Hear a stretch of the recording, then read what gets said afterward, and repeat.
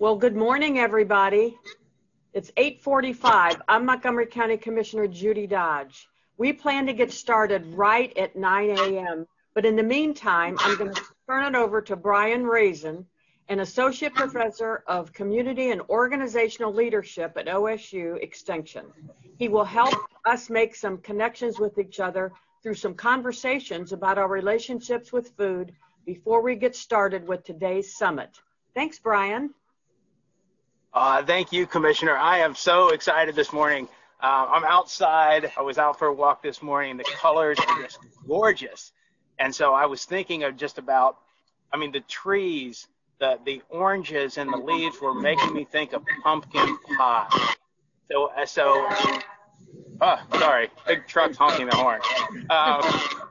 So as we get started here, let's go to the next slide and let's do a little exercise.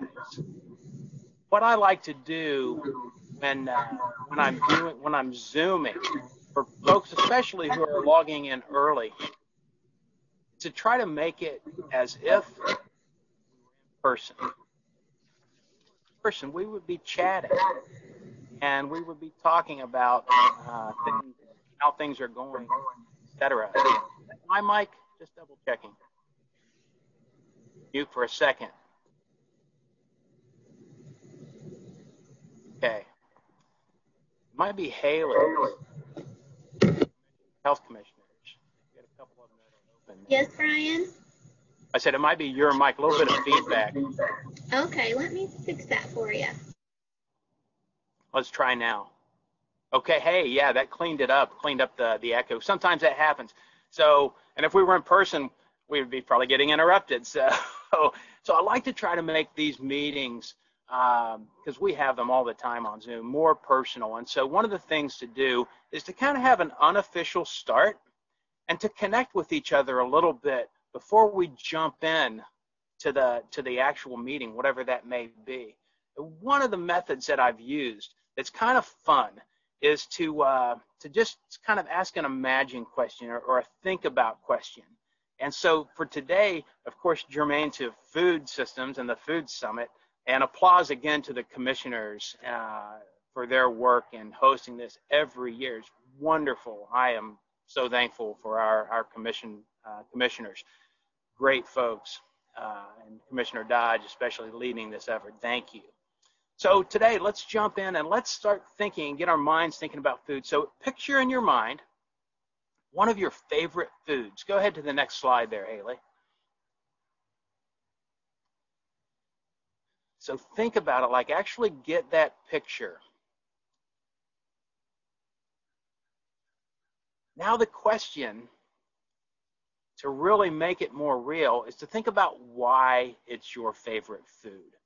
I love this deeper thing, because I'm thinking pumpkin pie, again, because of the tree colors, the oranges this morning. But why did pumpkin pie slip into my mind? I remembered my grandmother's kitchen and making pumpkin pies before Thanksgiving and Christmas, and sometimes even at other times during the year, which made me very happy. So think about when you began loving that food. Who does that food remind you of? What's the story? And if you would, use the chat box function, chat box, I can't talk this morning, and type not just your favorite food, but if you would, share just a couple of words of why it's your favorite food. I invite you guys to do that. And if someone would like to unmute their mic and share that, then we would welcome that too. That's kind of a fun thing to do, is just to hear from somebody, particularly when we're distant. So I'm watching the chat box. I've just got it open here.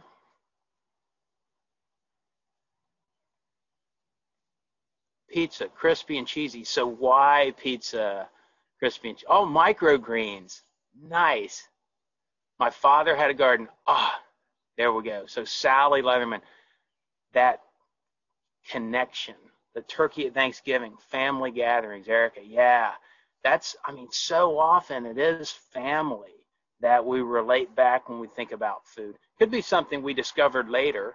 Mangoes, I grew up in southern Ohio, never heard of mangoes, and then I learned about them on actually a mission trip when I was an adult in Haiti, and I was like, man, mangoes are now my favorite food. You know that if you've seen my TED Talk. Hot house tomatoes, grandmother's house. The color, the juice. KDW, fantastic. Cheeseburgers, oh yeah. Black meat, the Guatemalan family, yes. I have some friends from Guatemala, and good stuff. Mom made rice. Now I'm thinking of my grandmother's rice. It was a sticky rice, so different. We usually make brown rice today, but man, you got my brain thinking. Melons from the garden, tacos of any kind. Oh yeah. Good stuff. You've got some good whys in there. I see moms and families and fathers and grandmothers. I love that. That is what brings us together. Food is such a great and fantastic connector. In the photo there, that's at the market there in Cleveland, and some extension friends. We were out. This is a couple years ago, actually many years ago. That picture's kind of old now, but we were out at the market, and the local food, the fresh food, is just wonderful to connect that way. Would anyone like to unmute and mention part of their story about their food? Feel free to do that, including the presenters. I'd love to hear somebody mention something.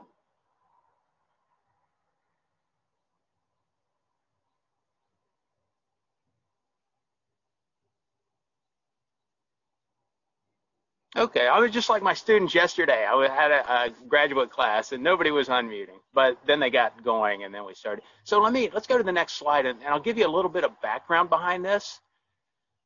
This is something that you might be able to use if you're presenting online, and I know some of you out there are, absolutely.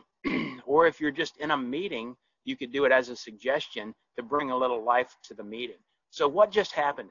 If you were giving this presentation or leading this meeting, what you do by asking a question like that, throwing up a photograph and asking people to reflect or to think in their minds, is you're engaging people. You're engaging your audience and helping them to create a story. And usually when it's a question like, what's your favorite food, it's a really positive story. So you've changed the connection of zooming in and sitting there. Okay, it'll be just a few more minutes till we get started. I hate hearing that. Let's connect with each other. And so it makes a big difference. It can really change the brain structure of your attendees, particularly for teaching or wanting to engage people in the meeting. So let's go to the next slide. I'll talk about a few examples.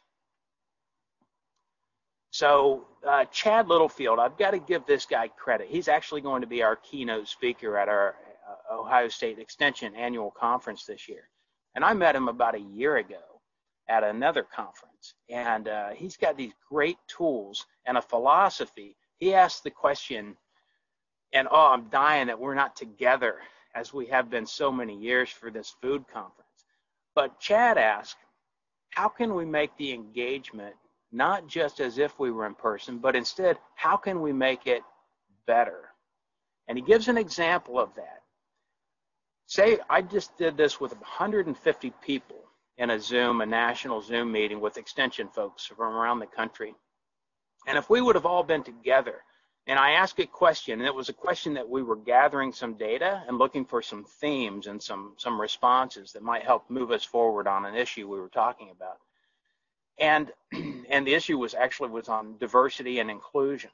Well, if we would have been together in one room, 150 people, everybody cannot talk at once. But Chad shares the example, on a Zoom call, we can all chat in the chat box at one time. And so that can be a way that actually it gives more people a voice, more people a chance to be heard and seen and to be able to share than if we were all together in one room where some voices may not be heard. And so in a way, but we have to use it. We can't just throw it out there and hope for the best. We need to really engage. So two points of doing an exercise like this or an experiment before you start. One, try to make the question relate to the purpose. And we did that this morning. We absolutely, what's your favorite food? and then why, to get that story and to get us thinking. And then we try to get the connection or the activity or the experiment to allow people to connect to each other. And I absolutely, in reading some of the responses, felt connected to a number of you because it reminded me of those food things. And I saw in my mind, I read the rice. My mom always made rice. I'm picturing your mom's kitchen. I don't know what it looks like, but in my mind, I just feel that connection. So Cheryl typed that in. Samuel type tacos of any kind. And I'm picturing Samuel with his family and tacos. Even though I don't know, everybody. Okay, let's go to the next slide and we'll wrap up here just with some of these ideas. A couple of other questions that you can use if you're teaching, and you can do these in person as well, but online especially, it's a good way. One of the things, it's a powerful question that, and again, instead of saying, let's give everybody a few minutes and then we'll get started, instead say, hey, as the last folks are coming in, why don't you type in the chat box something life's teaching you right now? Ooh, talk about a powerful question. And when you see responses to questions like that, you start to really feel a connection because you realize I'm learning some of those same lessons right now, particularly in this time, this difficult time. What's taking up a lot of your brain space? Very similar question. And the last one, let's do the last one right now. If you guys would, we've got 66 people have jumped in. What brings you joy? Take a moment and share something that's bringing you joy right now in the chat box. I think just today with so many worries and struggles, I think this is a positive. I did this with my students earlier in the week on Tuesday up on campus. And my cat, and I had some cats and dogs that they thought sunshine, grandkids, getting out and walking. Yeah, I did that this morning and it brought me joy. I love that. The weather, yes. Taking off, wasn't laid off. We have so many things to be thankful for. There's absolute research that says if we think about the positive things, some of that bad news that's on TV every night can be, lessened. We can focus on the good things. Fall colors, time with family, absolutely. Cooking for friends, morning coffee. I have my favorite Beatles cup here, so yeah, I'm with you on that one. The weekend, it's Friday. Good music. Now I'm thinking about my daughters. They're big music fans. They like vinyl records, so that's a fun thing that we do today. Yay, the Beatles. All right. Good stuff. One thing life's teaching me now, patience, pivot, persevere. Ooh, I like that. Now I have just learned, and 82 other people, if they read this and note, have some patience, pivot, and persevere. That is a great just bit of advice for everybody. People excited about voting, getting out.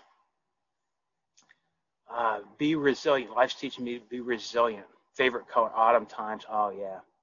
Thank you, guys. Bless you all. Thanks so much for participating, for jumping in early, maybe getting a tip or two about connecting, making your meetings more impactful. I'll turn it back over to Commissioner Dodge with, again, a great thanks and reverence for her good work. So appreciative. And let's have a great summit this year. Great. Well, thank you so much, Brian. I think that got everybody charged up for our summit today. Well, as you said, I'm Montgomery County Commissioner Judy Dodge, and on behalf of all the partners of the Food Equity Coalition, welcome to the 10th annual Montgomery County Food Summit. I'm just so pleased about this, which we are calling this year Bytes of Connectivity. Thank you for taking the time to join us today in this new virtual setting. We've had nearly 350 people register for today's event. That is definitely a record. We are really excited this year to bring a first-year report on the Montgomery County Food Equity Plan, which was rolled out at last year's summit. In addition to Haley Carretta's report on the food plan, we are also excited to have guests from a local wholesaler and 2 new groceries, as well as from the Foodbank and the directors of the Ohio and Montgomery County Jobs and Family Services, and professors from the Ohio State University. I want to go back, the Ohio State University. Economic hardship and food insecurity were experienced by our most marginalized, low-income communities long before COVID. But the pandemic has brought the national attention to the tough financial decisions that so many families are facing to make ends meet. As you may have heard by now, Montgomery County received $92 million in CARES Act funding from the United States Department of the Treasury to address the funding gaps that so many of our local businesses and nonprofit organizations have experienced as a result of the COVID pandemic. But it's important to know that to date, we've had approximately $3 million that has been distributed to organizations who are working to address the nutrition needs in our community. That is very good news. We are here today because we know that there is still more work to be done. Now, I hope that you are looking forward to hearing more about some of the new approaches to address and combat the realities of the COVID pandemic and how we can all do more to secure long-term changes that transform the health and well-being of our community through healthy, affordable local food access. Between each panel session today, we will have a short 3 to 4 minute video highlighting many of our community partners.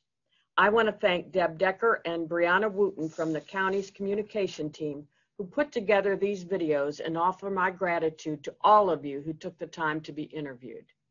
I also want to make sure that I thank our partners at OSU Extension who graciously offered the use of their Zoom platform and shared other technological assistance so we could host this event virtually today. I also have to give a shout out to my fellow commissioners, Debbie Lieberman and Carolyn Rice, for joining us today. And finally, before we conclude today's Food Summit, at the end of the program, I'm thrilled to be able to recognize some outstanding people and organizations who have done exceptional work in our community and present them with the 2nd Annual Montgomery County Food Champion Awards.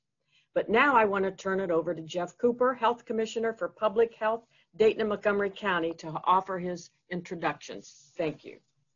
Welcome, Jeff.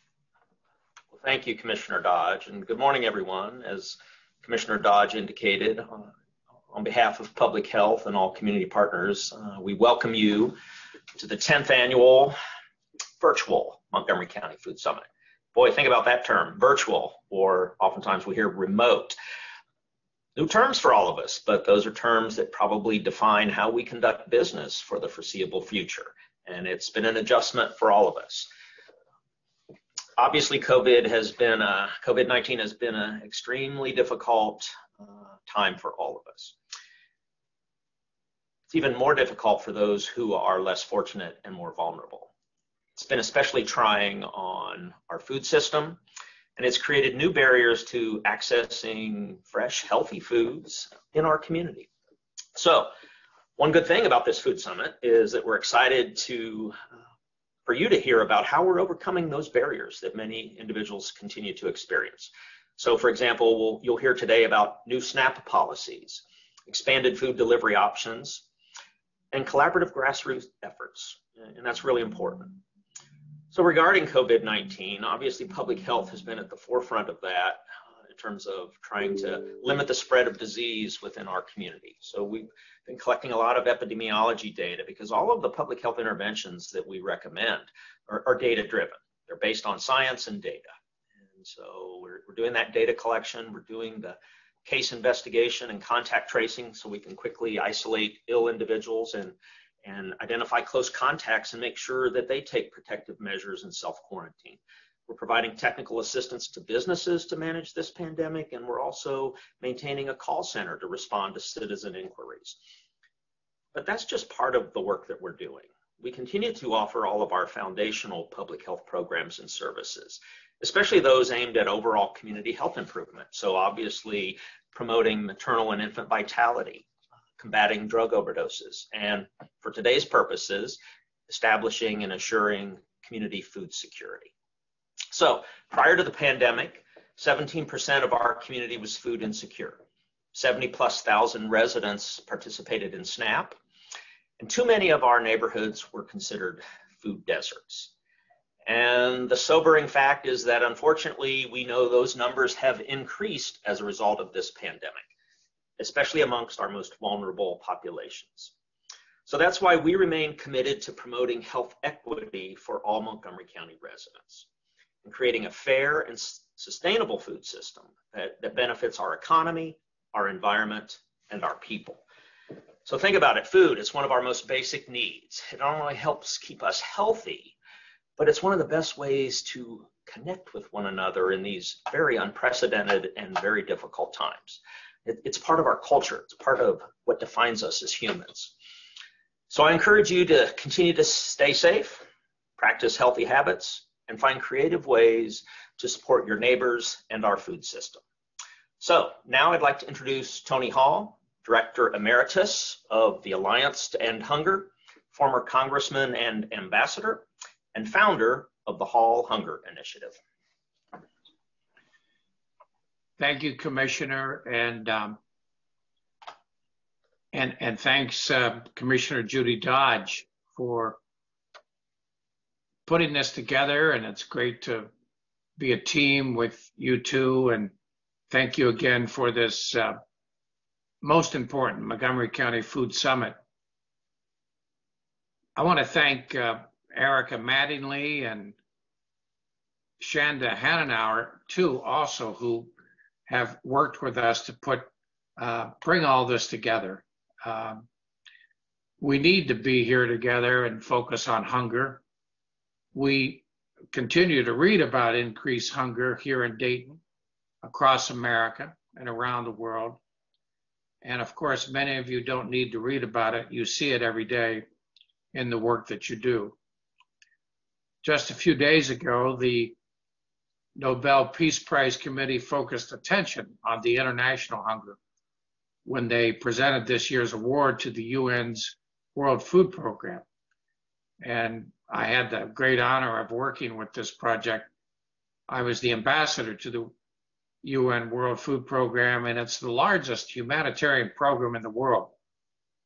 It's great to see their work recognized. And they work in 88 countries. They feed just about 100 million people every year. I've worked with their director, David Beasley, know him well, and he's done amazing work. And his team, they face incredible tough situations. But even before this pandemic, climate change was making it harder to grow and distribute food. And over the last few years, we have seen it here in America with the droughts and heat waves and floods and storms. And now with the international economic crisis caused by the pandemic, millions more are being pushed into poverty and face hunger. And David sees the possibility of unprecedented level of hunger around the world. And he's not the only one saying and raising this alarm. The CEO of Feeding America recently said that she's expecting hunger rates in America to go higher than the Great Depression. And we know this isn't going to go away in a few months. We have years of hard work ahead of us. We have seen some important progress at the state and federal level. In Ohio, we advocated for a waiver to allow SNAP recipients to order groceries online. In June, the state approved, and that's a big win. And we need to build on this and continue to make it easier for everyone to have access to healthy food. At the federal level, the CARES Act passed this spring, and it's made a huge difference. It's keeping some small businesses going. It's helped create the Miami Valley Meals program, of which I'm really excited about, and it provides rental assistance so people don't have to use their grocery money to pay rent. But it's running out of money. It's running out soon, and the need is still there. We need to focus on 3 ways we can strengthen SNAP. Increase household SNAP benefits by 15%, increase the minimum SNAP benefits from $16 to $30, and suspend all rulemaking that would limit access to SNAP. SNAP is the quickest, most efficient way to food to hungry people. And It also supports the neighborhood economy since most SNAP money is spent locally. By the way, Michelle Niedermeyer and her staff at JFS have been doing an incredible handling of this increased demand. Thanks to all the people behind the scenes to make the SNAP work. The HEROES Act passed by the House in May includes these measures. The smaller version, HEROES 2, passed a few weeks ago in the House, also includes a SNAP increase. Now everything has stalled. I'm sure you've read about it. They are playing a political game, especially in the Senate. People are suffering. Families are struggling, shouldn't have to endure this stress that comes with uncertainty. And it's making a very tough time even harder on them. We need your help to talk to your legislators, tell their stories, and they have statistics, but they need to hear the human impact. Tell them about the people you have met and the hardships they are facing. Pick up the phone, call the Senate and members of Congress, call their staff. Make sure everyone knows that people in the Dayton area, they're going hungry. They're suffering. They're having a tough time. We need all of you to be vocal advocates. I'm looking forward today to the summit. It's always educational and inspirational. I'm honored to introduce our next two speakers, my friends, City Commissioners Chris Shaw and Matt Joseph. And I think they have a few comments and a couple videos. So Chris and Matt, good to have you with us. Thank you. Good morning, everyone, and thank you all for allowing Commissioner Joseph and I to join you all today. I'm proud to be here with my colleagues and friends, Commissioner Shaw, Commissioner Judy Dodge, as well as my mentor and former boss, Ambassador Tony Hall, to welcome you to this year's Food Summit. It's hard to imagine a more demanding few years here in Dayton. While we have had many trials over the last 50 years or so, the last 2 years have seemed relentless in its number of once-in-a-lifetime events. We have endured tragedies unique to Dayton, tragedies that we unfortunately share with so many other communities, like gun violence, environmental disasters, and racial inequity. And this year, the challenges of a worldwide pandemic, which we as a global community have shared. And this is in the midst of the everyday struggles that members of our community face: how to cover this month's rent, how to make sure our children are getting a good education, and how to put food on the table every night. In talking to so many in our community, the everyday process of survival, is there a problem with the videos? Never-ending blows, means that we are all barely able to catch our breath. There are many here who would mention a silver lining, but we first want to acknowledge the struggle that both our community and the many tireless advocates here today have been living through. We see you, and we are grateful for your endurance and grit. We hope you're taking care of yourselves as best you can in this time. As we'll all hear today, many in this room have not only taken on the everyday toll of this work, but have adapted to fit the growing and changing needs of our community. Not only do we have more of our neighbors seeking out assistance than before, whether that's for their families, there's a problem, we need to move on. Businesses they run.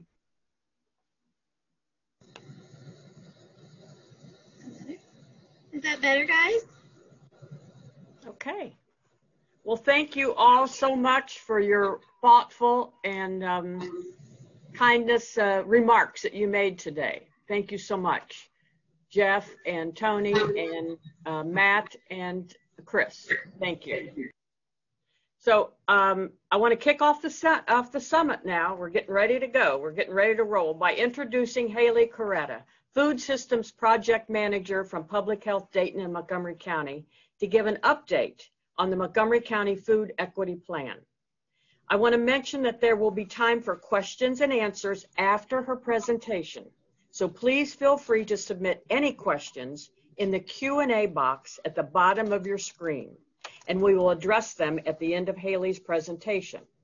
We plan to use this Q&A format for each set of panelists throughout the morning. Now, the chat box is also available for comments. Now, if we can't get to all the questions, we will forward them to the proper person. So thank you, and Haley, you're on. Thank you, Commissioner Dodge. Good morning, everyone. My name is Haley Carretta, and I am the Food Systems Project Manager here at Public Health Dayton and Montgomery County. I am so excited to be here today and give you all an update on what we've been doing since we last saw you in November of 2019.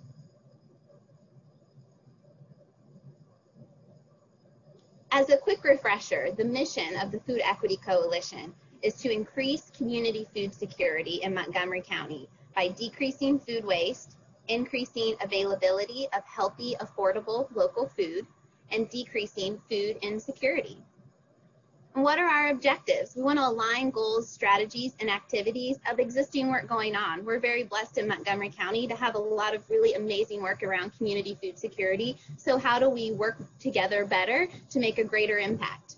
We also want to enhance communication and coordination between agencies and resources. That has been especially important during COVID-19 as things change every single day. We also want to expand and focus public information efforts with consistent vocabulary to promote food equity. We all want to speak the same language to ensure that our residents have an opportunity to learn from us as well. We want to coordinate, improve, and expand community food security resources and activities. As I said earlier, we have an amazing food system here in Montgomery County, so how do we continue to expand and coordinate to improve our services? And lastly, we want to develop and share measurements to evaluate our efforts so we can start tracking how we're improving our food system. Just as a quick reminder, here is the organization chart for the Food Equity Coalition. These boxes represent different groups that are meeting to tackle such an important issue. So I hope you all can give a thumbs up if you or your organization is a part of the Food Equity Coalition and have been participating this past year. But what have we been up to? COVID-19 has really been a different barrier that we weren't ready to face at the last time we saw you at the Food Summit. So the first thing we've been doing is meeting virtually. Now, most of these members are going to kill me because I don't think I told them I've been taking pictures of them on our Zoom meetings for the past few months. But this is what we've been doing, connecting, sharing. How can we improve our food system from where we were at the end of 2019 and how we can respond during the pandemic as well. I'd like to go through quickly what each of our branches has been working on to provide you quick updates. Firstly, our food insecurity branch. Now, I have to say, this is all about the food bank. The food bank is such an amazing, strong partner here in Montgomery County. And here's a few things that they have been working on with partner agencies to make sure that folks have enough food to eat to live a healthy life. Firstly, they're reviewing and analyzing the food bank's childhood hunger programs to identify better ways to serve the entire family. So the food bank has test piloted an in-school food pantry to assess return on investment and effectiveness of the program. Unfortunately, the program operated between January and March, but was shut down early due to COVID-19. The program will relaunch in the 2020-2021 school year. So can't wait to hear how that's going. And the food bank is also currently working with one DPS school to operate the e-pantry program at Dayton Children's Hospital. This allows families to also pick up their child's good-to-go weekend backpack while the school is closed during COVID-19. This allows not only the child to receive food, but also the entire family to receive food. Goal number 2, identify and address hunger relief programming service gaps in areas of unmet need. Now, the food bank's service gap map was pushed back due to COVID-19, which has been such a great impact on our food security across the Miami Valley, and it's created new service gaps. This project is back up and running and is due to be completed in mid-October 2020, so hopefully we'll see it soon. And what are those steps once the map's completed? What do we want to do with that map? We want to identify areas where access to emergency food assistance is limited, identify areas where there is no public transportation available to access food assistance, and identify existing or new partner agencies who can service gap areas, temporarily setting up mobile farmers markets where needed. And during COVID-19, the food bank has also hosted a total of 7 mass distributions to fill service gaps caused by partner agency closures due to COVID-19. And lastly, goal 3, expand food bank partner agency capacity. So the first year of the agency capacity program concluded in the summer of 2020, so just this past summer, and year 2 will begin in 2021. A few of the highlights of how the first year of this program went. The food bank assisted agencies in securing over $37,000 in funding to support various goals and initiatives, including purchasing new refrigerators and shelving. There's further financial support was provided to any partner agency who has operated during COVID-19, and these funds have helped secure employee and volunteer PPE and non-food supplies for distribution. We've also held multiple sessions with agencies, and topics have included how to recruit and retain volunteers, grant writing and fundraising, and how to develop those SMART goals. And 100% of participating agencies have already reported increased capacity post-participation in the pilot. So we know it's working. Thank you, Food Bank. Our next branch, Strong Communities. This branch is really about how do we make sure that those with lived experiences are a part of the process and help making these decisions and that their voices are heard. A few projects that we've been working on is firstly expanding community food initiatives. We know in Montgomery County that the number of children that receive free or reduced lunch during the school year, you don't see those numbers reflected during the summer mealtime. So we're concerned, where are our children getting food during the summer? So we started with a simple promotion of free summer meals. We have been doing this here at Public Health for quite a few years now. So we promoted where you can find those sites. We had radio advertisement flyers, made sure this information really got out into the community. In past years, we know that this has helped increase participation at our free summer meal sites here in Montgomery County. Secondly, I do not expect you to read this food referral guide that I have here, but I'll show you in a little bit where you can find this. But this is really, we wanted our service providers, those boots on the ground, our community health workers, our patient navigators, to have a quick guide of where resources are that they can help our community locate. We have so many resources in Montgomery County. We felt it was especially important to find a quick resource that you could use. So this is just a one-pager of how you can find food resources. If you need food today, if you need food this week, or you need to find food for the month, how are you going to support your family? So we have resources here that can help be a quick guide for those service providers to help our community.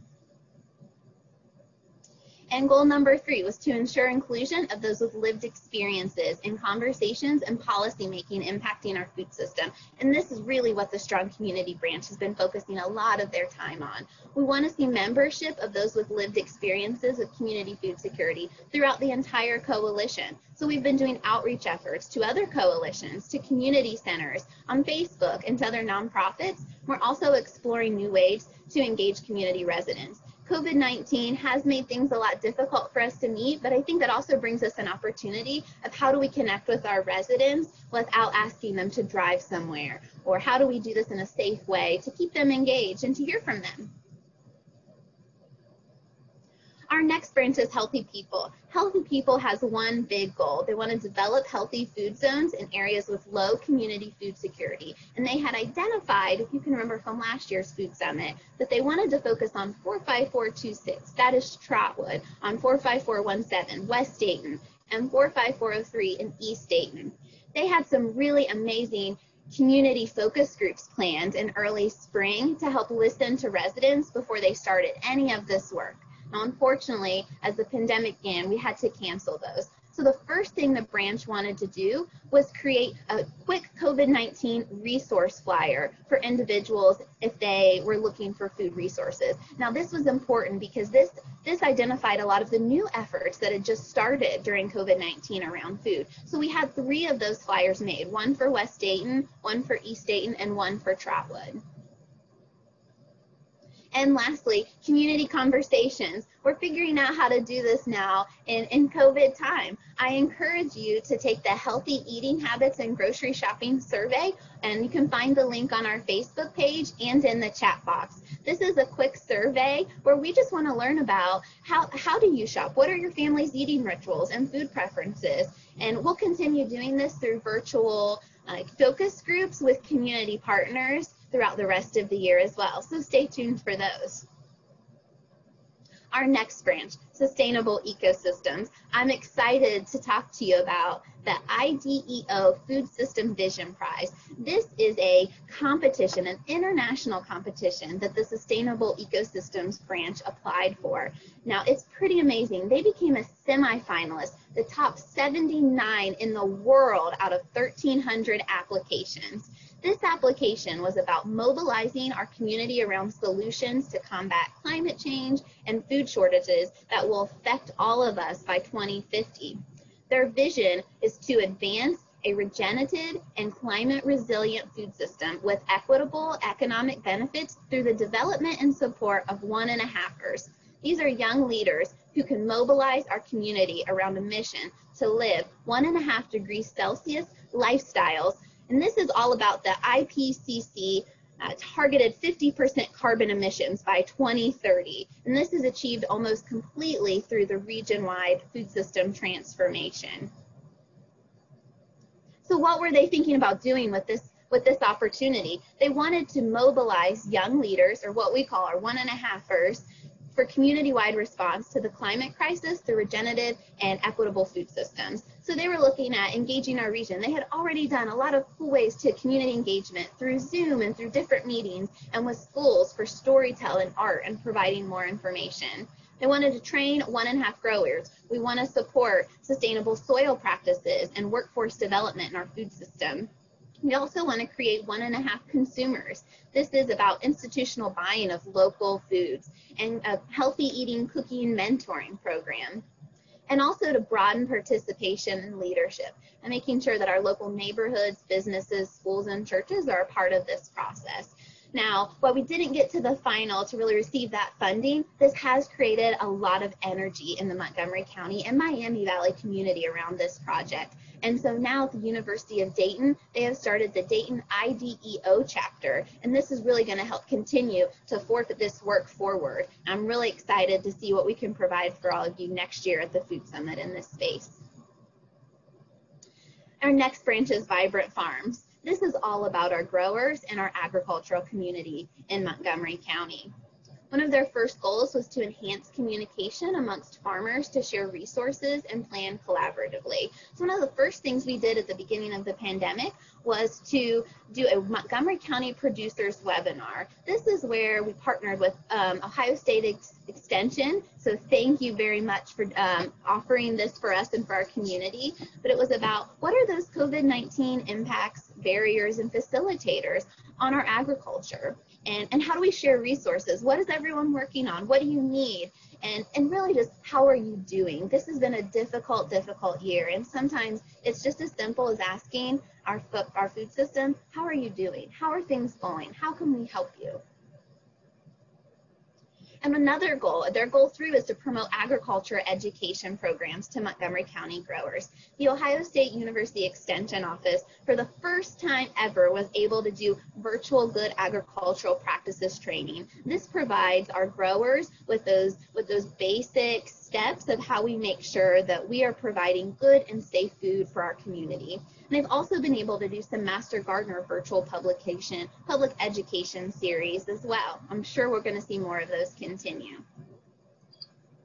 And our last branch, Thriving Local Economy. Thriving Local Economy branch has spent a lot of time on that first goal, describe and quantify Montgomery County's food system. So we're working with external partners to start with that community food shed assessment, or what we've been calling it lately is the State of the Food System Report. And here's what we want to know. We want to know about our agricultural landscape, food producers and consumers. What does our local food retail look like? Are our local food system jobs? Our nutrition education. How many resources do we really have in Montgomery County around current data on local food and sustainability practices? And lastly, healthy food consumption. We want to be able to provide you with one report that talks about this is what the Montgomery County food system really looks like.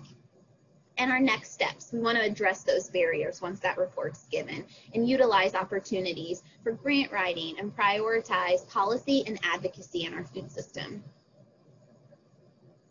So now that I've given you a very quick update on what all of our branches are working on, we want to hear from you. What should the Food Equity Coalition prioritize in 2021? I hope you'll put something in the chat box or reach out to us or tag us on Facebook. We would love to hear, what did you think was missing from this? Or what are you excited about that we talked about today? We want to hear from you. And lastly, please join the coalition if you're not a member already. You can find us on our website at www.mcfoodequitycoalition.org and on our Facebook page, MC Food Equity Coalition. With that, I'll turn it back over to Commissioner Dodge for questions. Yes. Thank you, Haley. That was very informative, and I'm hoping that everybody enjoyed it and could take away some important information. Here's one question, and that is, how can I help educate growing sustainable food to our struggling communities? And that's sent in from Mark. Thank you, Mark, for your question. The first thing I would say is we want to get you connected with the Sustainable Ecosystem branch. These are really our experts in this field. But we want to be able to provide that education of why is regenerative agriculture important? What are the impacts that we have right now in our food system that we're concerned about? I think if we provide more education to our struggling growers and provide some resources where they can get some support as well as they go on that journey. We know it's a lot to ask of our growers to go down this path, but we have to figure out how we're going to do that and how we're going to find the resources to help them get there. Okay, and another quick question, Haley, is how can we get more community gardens in the Dayton area?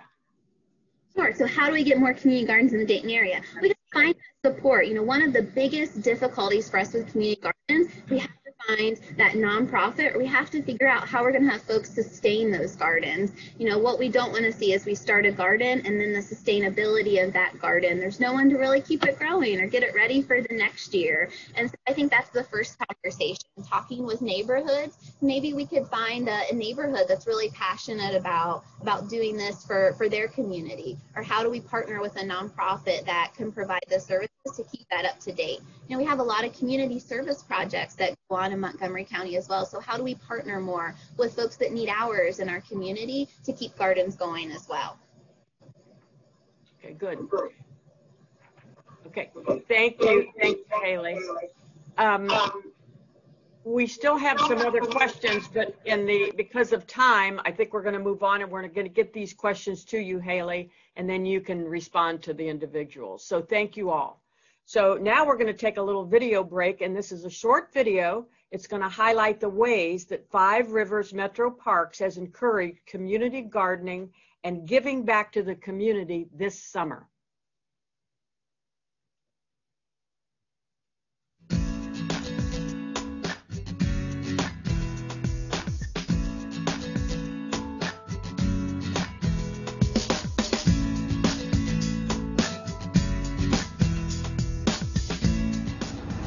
Peas, lettuce, carrots, onions. We've been talking about doing outreach programs for a while, and with COVID, everything kind of shifted to the forefront. So we had to learn how to pivot from what we were doing in a traditional year to doing something completely new and different, and still finding ways to engage with the community, but not being too close to community members. Okay. Now with peas, you're going to get a trellis. So, because the pea is a vine. Food insecurity has been a big issue in this region for a while, without the added pressures of a pandemic to think of. So that's why we wanted to really figure out ways to meet this current need. That's how we started the Garden to Go kits. That was a really great way for us to do that community outreach without getting too close, and also providing the tools that people might need to start a garden on their own. So we had seeds, seedlings, and information that we provided in these kits. Peas, carrots, lettuce, or onions. Lettuce and onions. Okay, coming up. So here are some skills so that you can grow food on your own and grow food for yourself, grow food for your family, and teach your kids, teach your grandkids. I think that that's really, really important.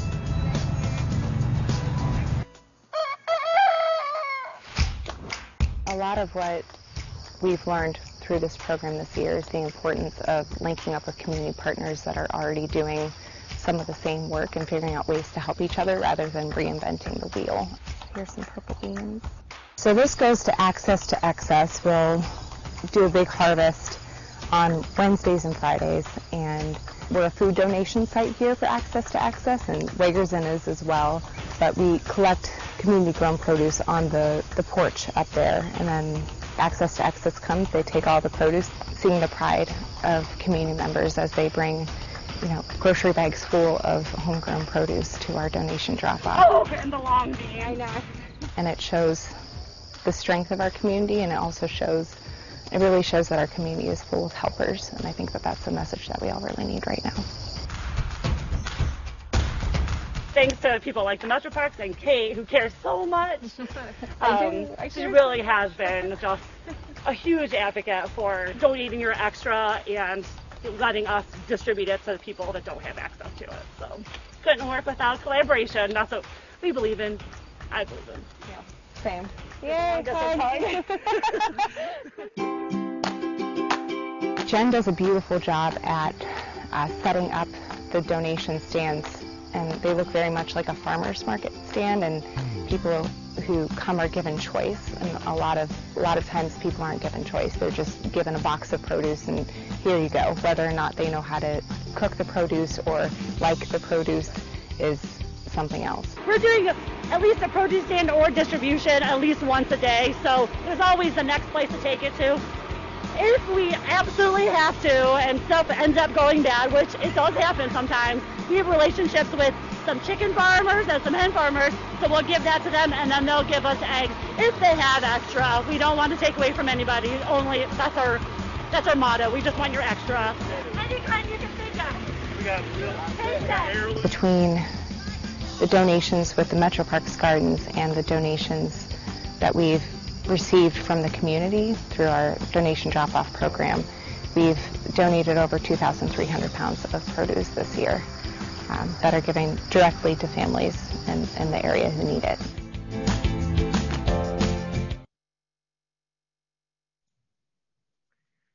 Okay, very interesting. Thank you, everybody, from Five Rivers Metro Parks.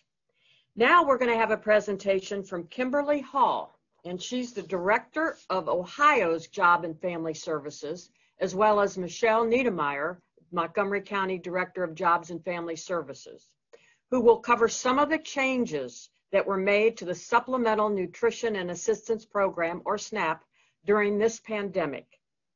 Michelle and Mikkel Backus from the Family Assistance Division of JFS will be available after the recorded presentations to answer any questions. So don't forget to submit your questions using the Q&A box. Thank you.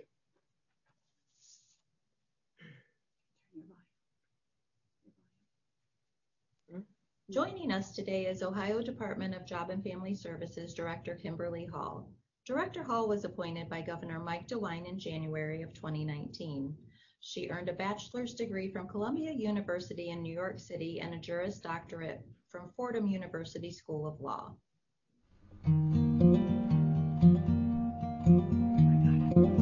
Hello, I'm Kimberly Hall, Director of the Ohio Department of Job and Family Services.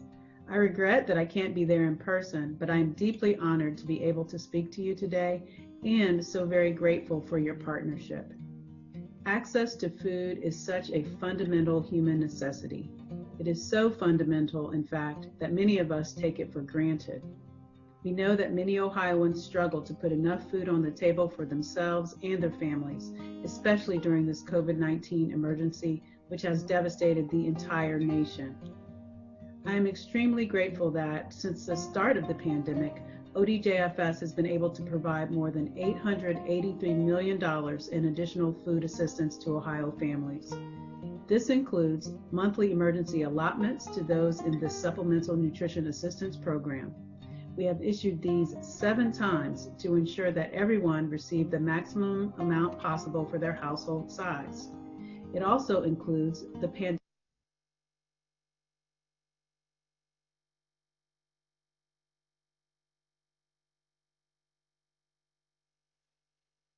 includes monthly emergency allotments to those in the Supplemental Nutrition Assistance Program. We have issued these 7 times to ensure that everyone received the maximum amount possible for their household size. It also includes the pandemic EBT benefits that we issued last spring for more than 873,000 children who qualify for free or reduced price meals at school. We issued PEBT benefits again this fall to about 500,000 students for their remote learning days in August and September. Earlier this year, we obtained federal approval to allow SNAP recipients to use their Ohio Direction cards to purchase food online through Walmart and Amazon. We established streamlined processes to enable safe distancing and prepackaged food for pickup at local food banks. We also asked for and received a number of federal waivers, for example, to extend SNAP recertifications, waive the interim report requirement, and waive interview requirements. We did this in the interest of safety, to reduce county workloads, and to distribute food assistance to Ohioans in need as quickly as possible. We are examining new federal legislation to see whether it allows us to continue the waivers for interim reports and interviews. We will share updated guidance on that soon. I also would like to remind you about our OSNAP app. This is available for free downloading on your mobile phone. It has a wealth of information, including how to apply for SNAP benefits, how to maintain benefits, tips for using the EBT card, and additional food resources near you, including other food programs, food pantries, and farmers markets. With businesses now able to reopen, our SNAP caseloads have declined ever so slightly after peaking in April, but they remain very high, and we know many people are still hurting. As we can begin to see better times on the horizon, ODJFS and our county agencies will have two important roles in our recovery, not only helping individuals with their immediate needs, but also embracing our role as the opportunity agency to help them find their next better job, achieve economic stability for themselves and their families, and increase their earnings. The employment services provided at ohiomeansjobs.com and at the state's Ohio Means Jobs centers, such as the Job Center here in Montgomery County, will be crucial in these efforts. We are extremely grateful for our partnership with local agencies and organizations, such as those represented here today, for joining us in this effort. It truly is an honor to serve with all of you in this all-hands-on-deck effort to help Ohioans during this time of great need. The local directors in our JFS system know that my door is always open to them, and I hope everyone here today knows that as well. If you have suggestions for ways we can better partner with you to serve Ohioans, please let us know. Thank you again for the opportunity to participate in the summit, and thank you for all you do.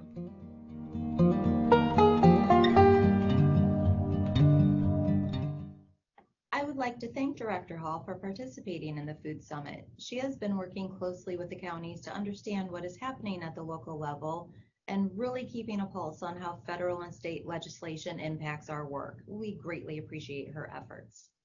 Here's a little background on me. JFS is the largest department under the Board of County Commissioners with nearly 900 employees. The scope of work at JFS touches nearly every sector of the county. I am happy to be discussing Supplemental Nutrition Assistance Program today. The team works very hard to process SNAP applications timely. I am proud to share that our team regularly receives recognition from the state and federal level for being timely on 100% of the SNAP applications we receive. In March of this year, we began to feel the impact of COVID-19 in our community.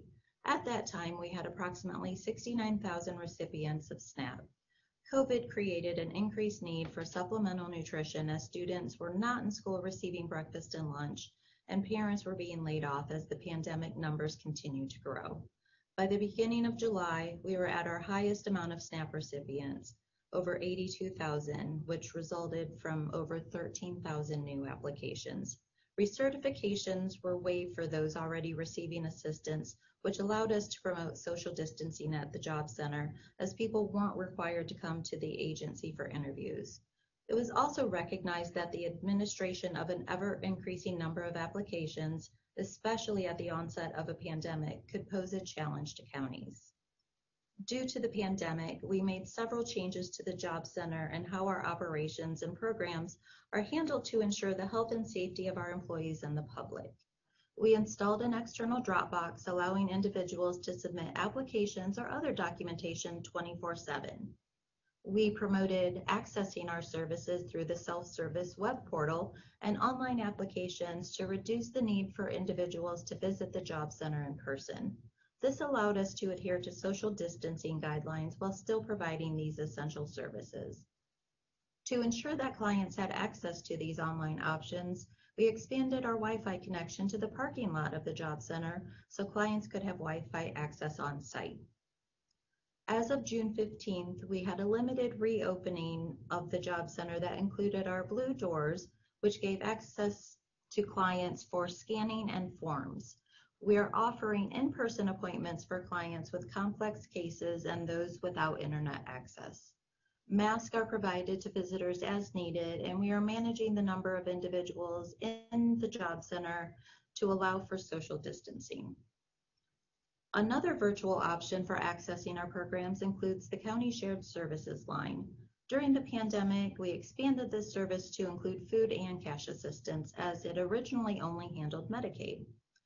Intakes are for when a person applies via the self-service portal or paper application and is assigned a time and a day to call. The application queue is for clients who call to apply and have an interview conducted at the same time. We are excited to announce the modification of our Family Assistance Customer Resource Room. It has workstations allowing distancing between customers, new computers which have an instructional video on how to access the portal, and there will be employees to assist as needed. Stringent cleaning protocols are in place to further protect customers and employees. These changes are made possible by CARES Act funding, and we greatly appreciate the county giving us access to this funding opportunity. Produce Perks is an exciting program which promotes access to fresh fruit and vegetables grown in our region. There is a dollar-for-dollar match up to $25 per day when customers use their EBT card at one of our 8 farmers markets or grocery store locations who participate in this program. You can learn more about this at www.produceperks.com.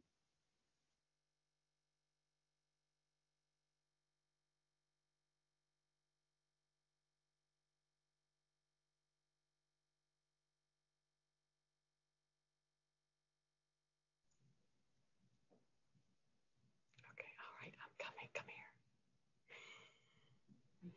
Give me help.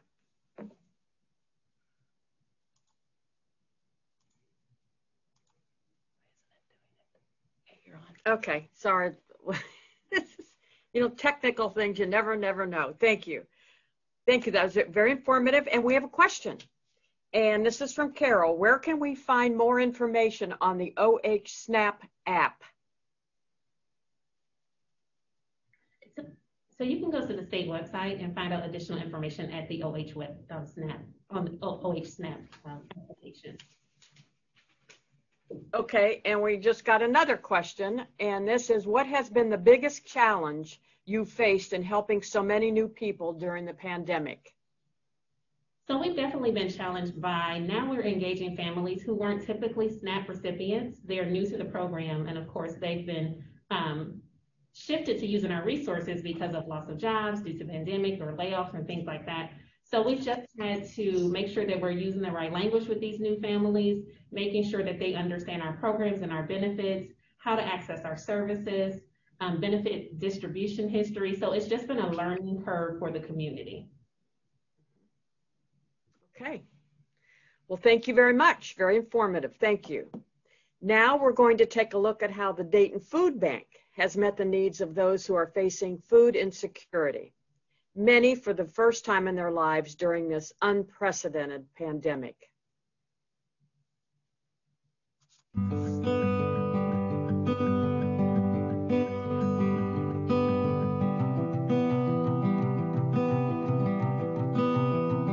The Food Bank's mission is to eliminate hunger in the community, working with our partner agencies to acquire and distribute food. When COVID hit, we had 31 employees because of pre-existing health conditions and for the protection of our own staff, we went down from 31 employees to 19. It was at a time that we wrote for the National Guard, expanding our operations to 36 additional people, and we added Berry staffing with 15 more people. Operations change according to what the need is. We're lucky to be able to be flexible. Here at the food bank, we have our mobile drive-through. We also have 27 distributions, thanks to the county and many of the healthcare partners that we have in this community, where we actually go out into the public. The way that we've had to adjust is we went from 2 distributions a week in our drive-through to 4 distributions a week in our drive-through. Then we went down to 3 distributions with 1 just for senior citizens. So as the need bubbles up, we're able to be flexible and open up or close down, expand and contract as we need to. People ask me, well, who's in your line right now? And my response to that is it's the same 3 lanes that we always saw. Number 1 is food that's done by the churches, food that's done by a community that serves them, services that are done through the faith-based organizations. That's the first line, and they were the first line of defense always for emergency food relief. The second line, it is everything that you assign judgment to, and it doesn't matter what your party is because we're a bipartisan nonprofit, right? So substance abuse, mental health issues, those who need our most help to be our best selves. And those people will probably always be in our lines because they're going to need the most help. And then the third, which is the most surprising since 2008, and the one that's doubled since COVID, is the working poor. A lot of people don't understand that if you don't make a sustainable wage, or if you made $15 an hour, which is considered a cliff considerable wage, and now one of the 2 of you in your household has lost your job, you may need to be in my line. And a lot of those folks that were new since COVID, they had no idea how to even navigate help. So by the time they got to us, they really needed help and assistance. And of course, when COVID hit, we had 2-3 hour lines. We, for the first time ever, ran out of food a couple times.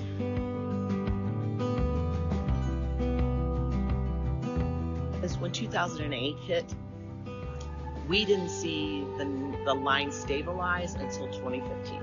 That's a 7-year recovery. Then from 2015 to 2017, we saw the numbers just dip down. So what does that mean? We went as high as 128,000 people in 3 counties reporting food insecurity. And we finally saw it dip down under 120. And a lot of people think, well, is that really something to celebrate? And the answer is yes. When it's not going up as exponentially and it's actually dropping and getting better, it's a good sign.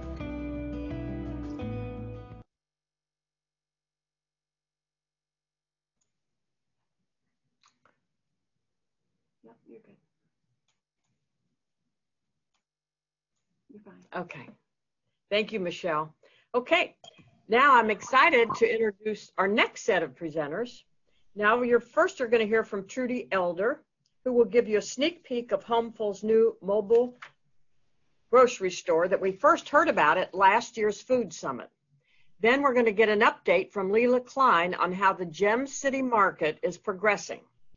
Then Gary Pavlofsky of Premier ProduceOne, located right here in Dayton, will explain how the COVID crisis affected his wholesaler business and how they responded.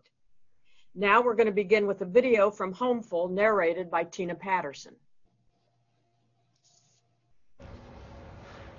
So here we are walking up the steps into the 42-foot tractor trailer mobile grocery store.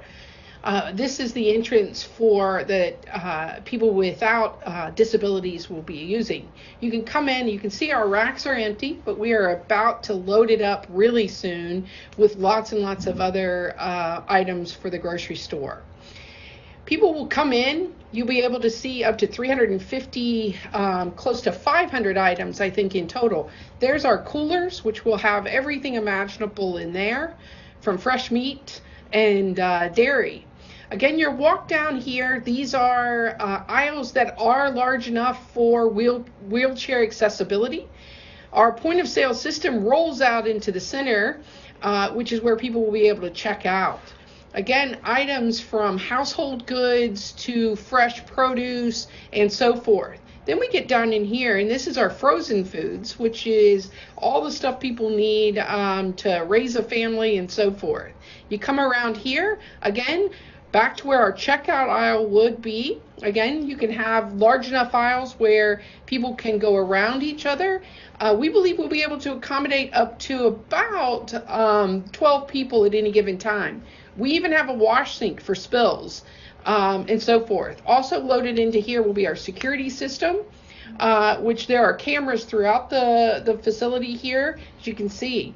Again, fully temperature controlled, state of the art. These metal racks make for good cleanup and lots of storage.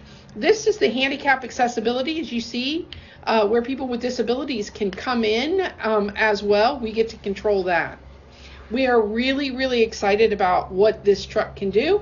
Once we get it loaded and we are ready to go and coming into neighborhoods that are probably the most affected by the inaccessibility of grocery stores. So check out the schedule, which is going to be on our website and distributed throughout all of Montgomery County. We are so excited about this project and getting it rolling real soon.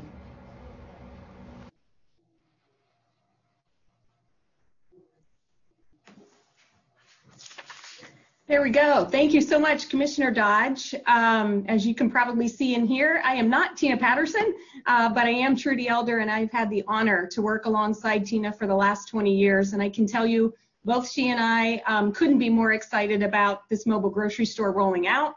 The video just gets me more excited. I see now the video from the inside of the grocery store was taken while the truck was still at our manufacturer. So I am happy to report Homeful is now in possession of the truck. It is here in Dayton, Ohio, and we will be rolling out to a neighborhood near you within the next couple weeks. So besides being mobile, some of the other meaningful features on this grocery store, at least that are impactful as far as I'm concerned, are the fact that Homeful will be taking this into food deserts. We will be in neighborhoods where other grocers have left or choose not to locate.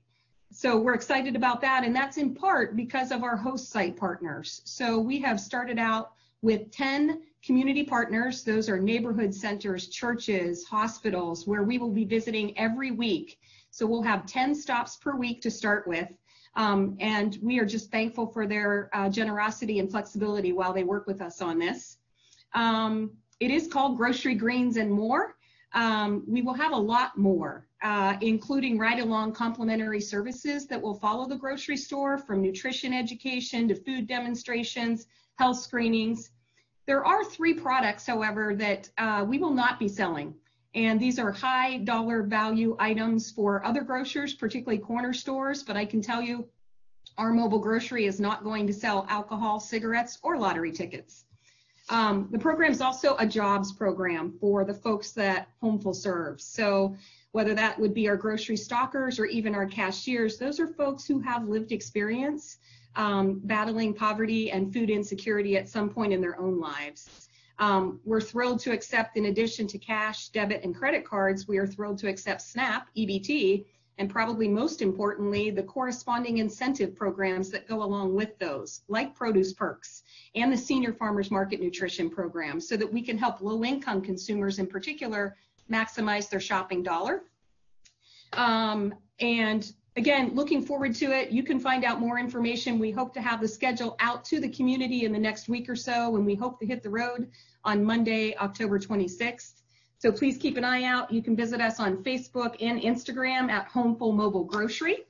And I'll tell you what, from one unique grocery store to another, it is my pleasure to now introduce Miss Lela Klein from Gem City Market. Hi, everyone. Good morning. Thank you, Trudy, and thank you for your mentorship over the time. Well, if you've come to these food summits in the past, you've been hearing me say that this is coming soon for a while, but I'm thrilled to now be able to say that soon really has a meaning. So we expect to be open within the next 4 months. Next slide, please, Haley. So the Gem City Market is a community grocery store that will be coming to Northwest Dayton. And Northwest Dayton is a vibrant and active community that is also one of the many areas in Dayton impacted by the food desert, or as some people call it, the food apartheid. There are 22,000 people living in our immediate neighborhoods, including 5,600 children. This slide is slightly wrong. It's actually 77% African American, so it's a predominantly Black neighborhood with a growing refugee and immigrant population. It has a lower median household income than Dayton, and about a third of families are receiving SNAP benefits. There's no full service grocery within 3 miles of our location. There are 2 small grocers that are not full service, More for Less and People's, but we will be the first full service grocery store located in this neighborhood. Next slide, please. So Co-op Dayton is the nonprofit partner who's been developing this project over the past 5 years, and that's who I am with. But we couldn't have done it without a lot of partners, and by mentioning any, I'm sure I will forget some, but I want to give a special shout out to the Hall Hunger Initiative. Ambassador Hall generously gave of his time and helped us to raise the capital dollars necessary to build this building. We've also developed strong partnerships over the years that will help us activate the market, and so I would love to mention a few of them. Miami Valley Community Action Partnership, without whom we could not have done this. Central State University, Ohio State University Extension, Premier Health, Kettering Health Network, Five Rivers Health Centers, which will be operating our clinic on site, Dayton Children's, as well as Public Health. And I'm so excited to be working with Haley to think about what programming we can bring to life in the market. Both the county and the city and also the state supported us, as well as advocates for basic legal equality. Citywide, the West Dayton Food Access Coalition, which includes Homeful and the Dakota Center, and UD and Sinclair, and there's so many more, but I just had to mention all of those. Next slide, please. Just the nuts and bolts of the market. It's 15,800 square feet. It's a community scale grocery store, about 8,000 square feet of retail. That's about the size of the Trader Joe's on Stroop and I guess Schroyer. It is new construction. That we have a local architect and construction company, and we've tried to build the market to reflect our values. So with prevailing wage and with minority participation in both workforce and enterprise. So we set goals and we've been able to meet them. Next slide, please. The market will include mostly a conventional selection of groceries. So that's private label, but also brands that you'll recognize. We will have fresh meat and a service meat counter with some local meat offerings. We will serve both conventional and some local produce. We're working on a sourcing program so that we can sell produce grown right here in Dayton, and especially produce grown in West Dayton. And we'll have breakfast, lunch, and dinner from our food service program. We're also really excited to announce that Third Perk will be opening an express location. So if you live in Northwest Dayton or you drive the Salem corridor to work, you know where you're going to get your morning coffee. Next slide. The market is actually owned by the community, so that's what makes us so unique. It's actually owned by its worker owners. So once we have, we've actually just hired our first worker, but once we have more worker owners, it will be owned 70% by the people who work in the store, and then 30% of the market is owned by the community. Community members become owners by paying a $100 membership, or thanks to a generous match by Premier Health, people who live in the zip codes that you see listed here can actually pay $50 for their membership. Or if you're in a household that's low income or receives SNAP, it's a $10 membership. We have we're actually just coming up on 2,900 members as of this week. And those members, owners vote to elect our board, they serve on our board, they make key strategic decisions at our annual meetings, and they participate in profit when we have a small profit margin after a couple of years. But you don't have to be a member to shop with us. Anyone can shop at the market, and there is a link on the slide where you can go and become a member if you'd like to, but again, anyone in the neighborhood, anyone from anywhere can shop at the market. Next slide, please. I do want to say just a few words about what else is going to be happening at the market. So in addition to retail, we will have a beautiful residential style teaching kitchen thanks to a partnership with Grandview Medical Center. It will have 6 cooktops, so we can have classes of about 18 people once COVID is over, probably fewer than that while we're doing social distancing, but we'll be able to provide a space for our partners and also our own staff to provide healthy cooking classes, healthy workshops, and for people to learn more about the preparation of food in their home. It would also be a great place to have a birthday party. Next slide, please. In addition to the community room, in addition to the teaching kitchen, there will also be a community room and I mentioned a small clinic run by Five Rivers health centers. So here you're seeing a little mini slideshow of the construction progress. These were actually taken a few weeks ago, and we've come even way further just in the past 2 weeks. It seems like time has sped up since we got under construction. This week, the glass is going in along Salem Avenue, so if you have a chance to drive by, I'm excited for you to be able to see the progress. And the architecture will feature murals by local artist Yatunde Rodriguez, and we're hoping that over a couple of years from now, we'll also be featuring a community mural on the back of the building. So we're really excited, that's it for me, except to say that I hope that you will come to our website, follow us on Facebook, get involved if you would like to do so. Oh, and I'm excited to introduce the next speaker, which is Greg Pavlofsky from Premier ProduceOne.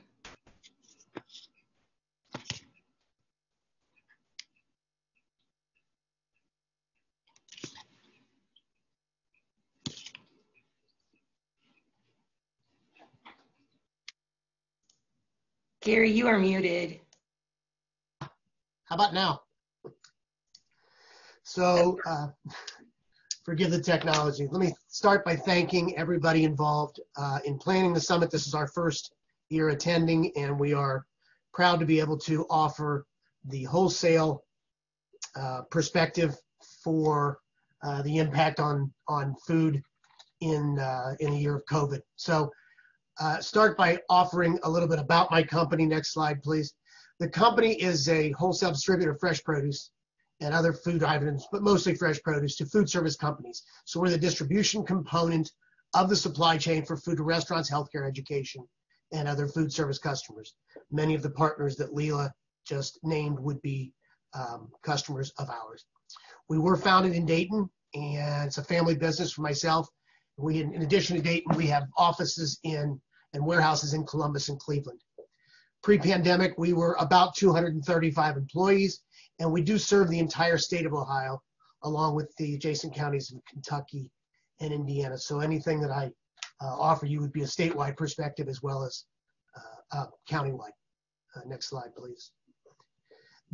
Prior to the shutdown, we would have said that 2020 would have been on par for us with our expectations. In other words, the economy as we saw it for our business segment would have been in line with what we expected it to be, a little bit of growth. But as of March 16th, or thereabouts, about 80% of food service operations ceased. And so we saw an extraordinary fall off in the consumption of products to the markets that we serve, to the segments that we serve. Much of our demand shifted to grocery stores, and so as a business challenge, it was to be expected, and so we sort of worked through that. By June 30th, our sales have come back to about 50% of pre-pandemic levels. Next slide, please. So hardest hit, as we see it, would be independent restaurants, which winds up in all of the communities to some degree that the county represents. Especially hard hit would be those that you discussed, Trotwood, East Dayton, West Dayton. Those have been especially hard hit, and so access to food, even at that level, I'm sure has been restricted or limited to a large degree. There was a dramatic hit on our higher education segments, and then to a lesser degree, healthcare and our K-12 customer segments. Next slide, please. So we found ourselves with a lot of excess capacity to produce, if we could, distribution. And so we began a very involved relationship with the United States Department of Agriculture program put together by the Agricultural Marketing Service, known as Farmers to Families.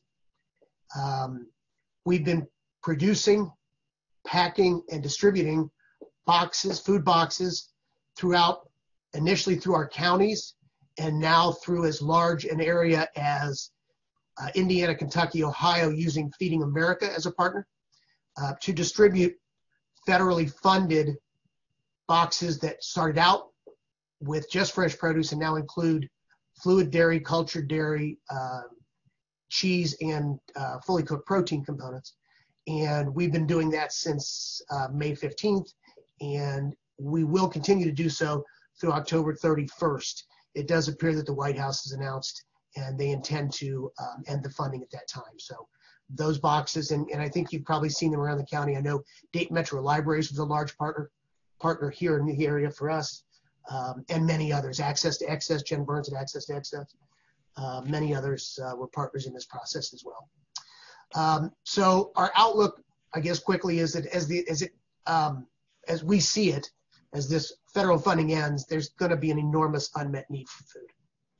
And we don't know what that means because we're in the wholesale segment, but we've put out about 15 million pounds of food in our little corner of the world, and that's going to stop. Where the demand goes to, I suppose, back to the food banks, don't know, but we've been partnered with all of them through this whole thing. We do see that producers will struggle to get demand for their products as they did initially, and we would expect this to continue well into 2021. Other than that, thank you very much for your including our voice in your summit. Thank you. And thanks to all the speakers. I think it was very interesting and very exciting. I do have a question here for Trudy. The question is, will you be able to take WIC for fruits and vegetables? From Katie. Great question, Katie. I actually just responded to that in the chat room as well. The mobile grocery store will be able to accept WIC farmers market coupons and vouchers, but at this time, due to a national and statewide policy issue, mobile grocery stores are unable to accept traditional WIC, but we are working on advocacy with that, in particular alongside the Hall Hunger Initiative, who's trying to help us shepherd that through. So we hope in the not too distant future that we will be able to accept that. Great question. Thank you. Commissioner Dodge, can I say, I forgot to mention this, but the Gem City Market will be able to accept, as a bricks and mortar store, will be able to accept WIC as well as SNAP and Produce Perks, and I meant to say that. And we will also have WIC on site on certain days to help folks out. So we're excited. Oh, good. Okay, and then lastly, Amanda has said, so exciting about the Gem City Market. So good news all around, Homeful and Gem City Market. So that's great. So next up, hopefully you're going to tune into this video to see how the Dayton Metro Library got involved in meeting the needs of our residents this year.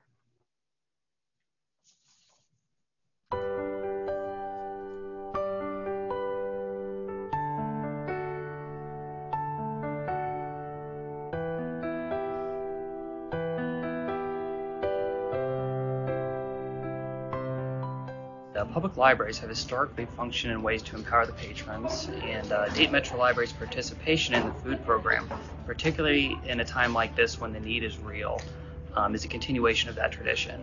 And we're happy we could form these partnerships with the outside organizations, local institutions, so we can build equity in our community. So the shelf-stable food program is available to youth ages 18 and younger, and there is no qualification because the community itself qualifies based on the school district. Anyone who walks in our door can tell us how many children live in their household, and they can receive shelf-stable meals for the week for those kids. So at this branch, we do a distribution every week, every Wednesday, and we receive several hundred boxes of produce as well as shelf-stable food items. Some families only get the produce because they might be vegetarian or vegan or something like that, so they only get the produce, but it's just nice that they can take as many produce as they want. I'm going to try to keep from crying. That's how much it means. It's the most meaningful thing our staff does all week to make yet another difference in our community during this pandemic. We've always done our traditional connecting people to resources, and this is following in that same vein, but in a unique and different way. And we're always proponents of children's literacy, whether it's early childhood literacy or school-age literacy. You can't achieve that goal without supplying basic safety needs first, and food is foremost. The fact that we can give back in such a meaningful way, in a direct way to our patrons, is fantastic. And we know, at the Vandalia Library, we know most of our patrons, and so you know the issues that they face, what they're going through, and that we can be there for them in their time of need, both for them and for the kids as well. It's hard not to have story times to connect with the children. It's hard not to have programs and to be as actively engaging out in outreach and things like this that we're used to doing. this gives us a way to still reach people and help people and get us all through this crisis together. And on a personal note, I grew up in a food insecure family, so it's very meaningful to me. Okay, thank you. And yesterday I was at the groundbreaking for the new Dayton Metro Library on the west side over there on Abbey Avenue, and that's going to be very exciting there. So they're just doing great jobs. Now, for those of you who attended last year's summit, you might remember that all of the food waste left over from our November summit held at Sinclair was taken over to the food bank and turned into compost. We thought you might like to get a firsthand look at the ways the food bank has invested in composting, as well as a broader look at composting from the EPA's perspective. Welcome to James Hoffer and Angel Aurora Rodriguez. Thank you. Thank you, Commissioner Dodge, and obviously everybody that put all of this together. This truly has been a community-wide effort for us to be able to make this happen. So first and foremost, our sponsors of this project, of course, Ohio EPA, and we'll get to hear from Angel in just a few minutes. So thank you for being with us, Angel. And also Kroger with their Zero Hunger, Zero Waste initiative, as well as the county, the city, and way more people that I can even think to thank right now. But it would be remiss if I did not especially thank our leadership team here at the food bank, as well as our board of directors for allowing us to go down this path. And with that, hopefully you guys can see that I am neck deep in compost at the moment. And why is that? So why are we doing compost here at the food bank? So Haley had mentioned earlier what the mission was of the Food Equity Coalition. And the main things are decreasing food insecurity, increasing availability of fresh, local, healthy produce, while also decreasing food waste. So at the food bank, we saw an opportunity to be able to address all of these issues. As many of you know, and certainly the folks that were able to visit with us last year when we had this groundbreaking, this compost facility is located in our urban garden. We have 40 raised beds, and we're able to grow anywhere between 6,000 and 8,000 pounds of fresh produce each and every year to be able to distribute to the community. So the need for us to have a good, healthy soil amendment was apparent. We, as a food bank, rescue food from about 60 retail partners locally. And in that process of rescuing food, there is going to be spoilage involved. So part of our mission, our most important thing, is that we do not believe anyone should go hungry. And people are certainly our most important resource. But as a food bank, our product is food. So we want to make sure that it is the best, healthiest, high quality food that we can possibly distribute to folks. So in that process, we do occasionally get spoilage, food that is undistributable. So our method is, if we would not consume it ourselves, we are not going to pass that on to our clients. So why did we open this facility? For that very reason, to be able to address all of those things and make sure that we are being good stewards of our next most important resource, which is food. So kind of closing the loop on that, we saw that opportunity to be able to turn a product that is this year's rotten tomatoes into next year's healthy vegetables. So the slide that you can see now, this is a front view and a back view of our compost machine. We were able to purchase this again through the grant through the Ohio EPA from Green Mountain Technologies. So it is a repurposed shipping container, which we really like the idea of that as well, because it's all self-contained and it's a product that is a one-time use and then sits and rusts and kind of wastes away somewhere. So with that, we're actually not only recycling food waste, but we're also able to recycle this container and put it to a new, better use. So as you can see, there's a green can there. And for you guys that were able to visit last year, you saw that is the way we load the food waste. We collect it here at the food bank inside, and then we bring it out with these cans. We load it in there with a mixture of wood chips or some other bulking agent. And picture on the right-hand side of your screen is where it discharges. So it actually comes out the other end as good, fresh compost. Next slide, Haley. And this is one of the features that allows us to do this in a urban setting. Obviously, with food waste composting, one of the biggest considerations is odor. So the one on the left, you can see that there's a series of pipes in kind of a block bunker that we built that's adjacent to it. And if you can see, there's a white pipe that comes out of the side of the composter, and that basically is pulling off the air and gases that could contain odors. And then what happens on the right-hand side is that is actually filled with any type of natural material. In our particular case, we use pine bark nuggets that actually that air is then filtered up through. So that biofilter actually is its own living organism that helps scrub the air, take out those odors, and essentially give us a relatively odor-free environment. Next slide, Haley. So some of the food waste that we collect, as you can see, rotten bananas. Everybody, I'm sure, that's in attendance has had a banana of their bunch that's gone bad. Some people really like them that way, some people don't. The other things you kind of see in there are coffee grounds, eggs. That is a pilot program that we're doing that we hope to share more about here, hopefully soon, with a local restaurant that actually does compostable waste, and as well as the scraps that they generate. Next slide, please. And just here's some other things that would be collected from us: eggs, a myriad of fruit and vegetables. Some of the things that turn into spoilage the quickest is kind of the pre-cut stuff. Fresh produce, obviously, we know all those things have a shelf life. So again, when we're rescuing that from our retail partners, they're giving it to us because it's getting close, right? It's either getting close to its sell-by date or its best-by date. So when it comes to us, unfortunately, it has a finite term of how quickly we can distribute that. And unfortunately, as hard as we try, that doesn't always happen. Last year alone, last fiscal year, we distributed over 16 million pounds of food, and we're very proud to have 1 to 1.5% of spoilage. So as it is still a relatively large number in comparison, we want to, again, be the best possible stewards of that resource we have. So again, composting is how we are trying to achieve that. And I can tell you with the eggs, they come to us sometimes on shaky pallets, and this particular situation was where they fell over and we had quite a mess to clean up. And instead of throwing those in a dumpster, we were able to load those into our composter, and it turned out really well. Next slide, please. And this just gives you a little bit idea. Again, some more food waste. And on the right is the bulking agent that we use. So we mix this in a 2-to-1 ratio.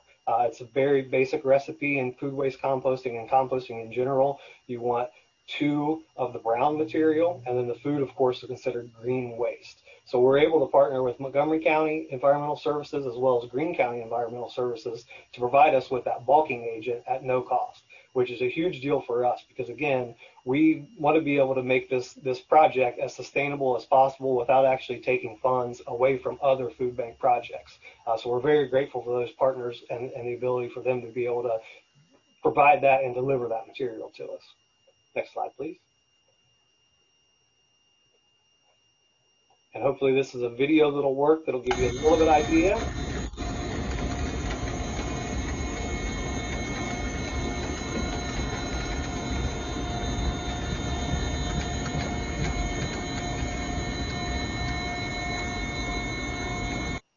It's a very soothing sound to hear it day in and day out, mix the food waste in there like that.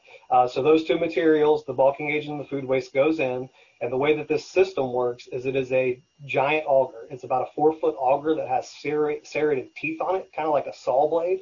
And what it does is it chops, mixes, and aerates that food. And then how the process really can be expedited is in the floor is built an aeration system. So there, every 10 minutes, on and off, is pumping oxygen through the floor to optimize that condition inside of that machine. Next slide, please. So you can see kind of what it looks like after mixing. I will say the one on the left is a little bit dry. So what we would do is add a little bit of moisture to that just to get all the recipe, just exactly where we want it. We consistently get temperatures between 140 and 160 degrees inside this vessel.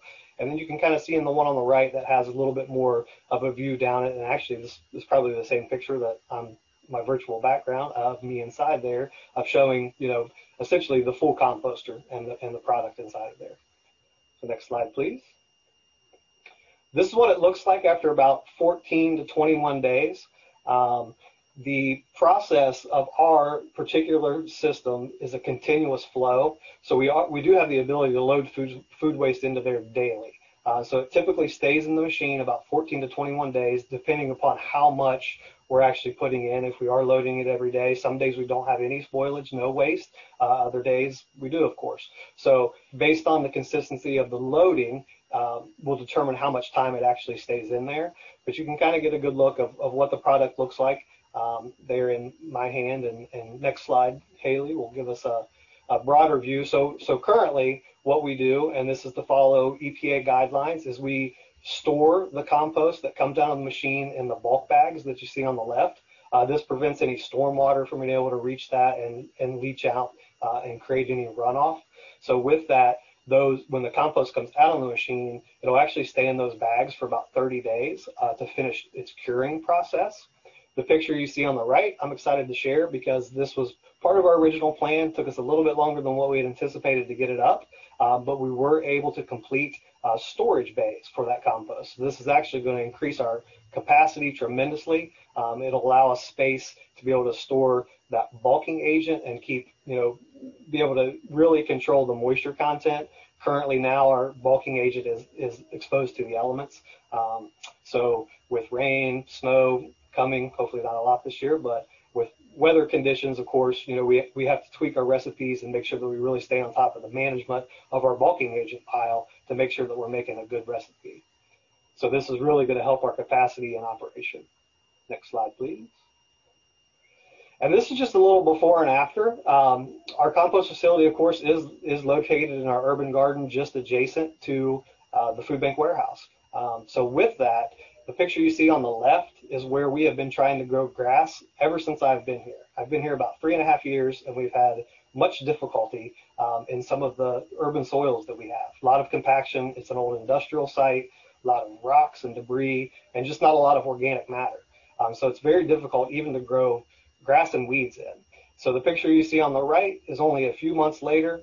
And this is actually part of our stormwater management plan. We were able to increase the organic matter and be able to put a high density vegetation zone that'll actually allow the water to infiltrate the ground as opposed to lay on top of the surface and create pools, which of course is no good anywhere around where you could do mosquitoes and then any other type of potential runoff. So next slide, please. And just to give you a couple stats from where we were last year at our unveiling to now, we have composted a little over 55,000 pounds of food waste. Of course, that's been diverted from the landfill and turned into good, rich compost. About 50 plus cubic yards is what we've been able to produce so far. And the half acre of urban soil being remediated, essentially we're using our compost currently around our facility in our urban garden and of course other parts of our grounds. We want the food bank to not have a stigma of a place that people don't want to come to and utilize our services.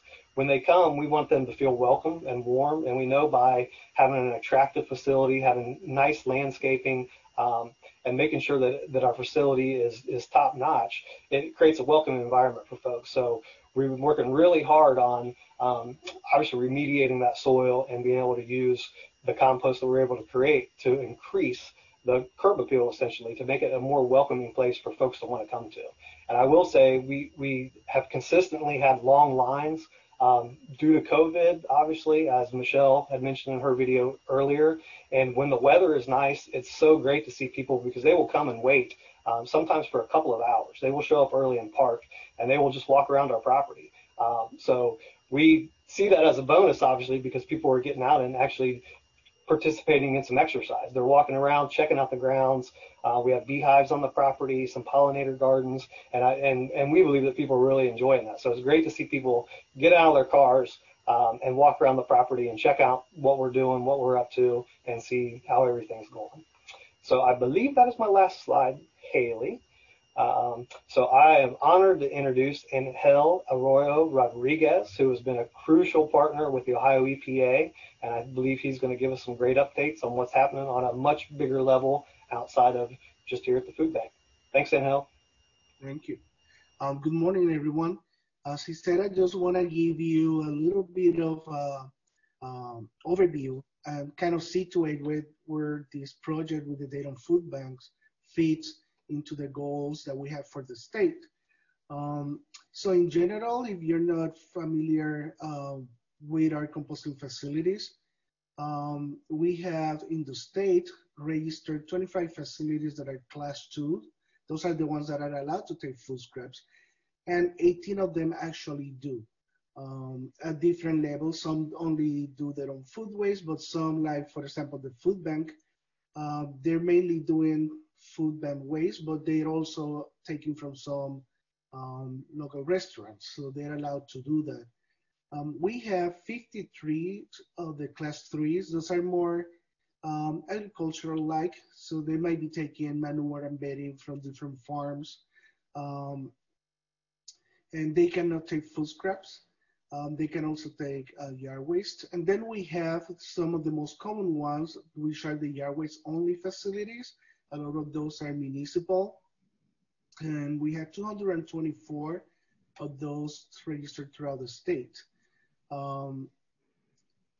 And our regulations at Ohio EPA just provide a setup for all these kind of composting, different kind of facilities. And the difference are based, the kind of material determines what kind of regulations apply to them and how much scrutiny they have. So the class 2, it has a little more scrutiny than the other ones. And as you saw from the video, in this urban application, it can really be done really well, and the rules accommodate situations like that one, as well as a very big regional facility that will be out in the open. Next slide. And now I wanted to talk a little more about trends in Ohio and what we have been seeing. Just last year, in 2019, our composting facilities, our class 2s, received a little over 37,000 tons of food scraps. That do not include, at that time, the food bank has just been open, so there wasn't much. But out of 37,000 total, for the total, just think that now the food bank probably will be generating about 20 tons of those next year. So that is really a big amount for the state, a big improvement. Montgomery County alone sent 1,800 tons of food waste to composting facilities. Again, this number is going to increase now that the food bank has a whole year to be in operation. And by comparison, Hamilton County diverted to composting 88,000, and Franklin County is the second one with a little over 3,000. So you're really going to be, Montgomery County next year, we expect to be among the top 5 diverters of food scraps in the state, which is great. In terms of the nationally, we have seen, and in the state, we have seen the interest in food scraps composting increasing a lot. But not only also composting, there's also anaerobic digestion, where you send the food scrap to digest and recover biogas. And by the way, in those numbers that I gave you do not include food waste that have been diverted to biogas facilities. I only have the numbers for that sent to composting facilities. So we are in the state actually diverting a lot more. We have about 14 anaerobic digesters throughout the state that accept some kind of food scrap in some amounts, which is also kind of the highest number of anaerobic digesters that are not agricultural in the whole United States. Something else that we're seeing at the state level, if we were to compare Ohio to the national level, we can really be doing, we are in a setup to really start growing a lot more. Well, many other states are at this time reconsidering the regulations, how to make sure that there are no regulatory barriers for establishing facilities. I think in the last 10 years, we have done a great progress in Ohio, thanks to being involved with our stakeholders, such as the Montgomery Metro Parks has been a great partner over the years, helping us green regulations to a more real sense to make sure that they really work at all levels. So we had that great advantage. We know also from experience, our experience at Ohio EPA in the past few years is that sometimes the problem with composting facilities is others, and it's also not knowing well how to manage. So moving forward, we're really trying to focus more on education, not just awareness.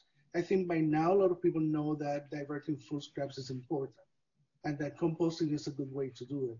But we really need to teach people how to do it. We need to make sure that there's people know how to make these facilities successful, especially if you cannot afford a process such as the one that the Foodbank has. And one example that I want to show you here with this slide is a partnership that we have with the Ohio Department of Corrections. This was a livestock facility at Allen Oakwood County Correctional, which was closed. When ODRC decided not to have the livestock facilities. This was turned into a composting facility with a private public partnership. And also, most importantly, this is a training facility for offenders.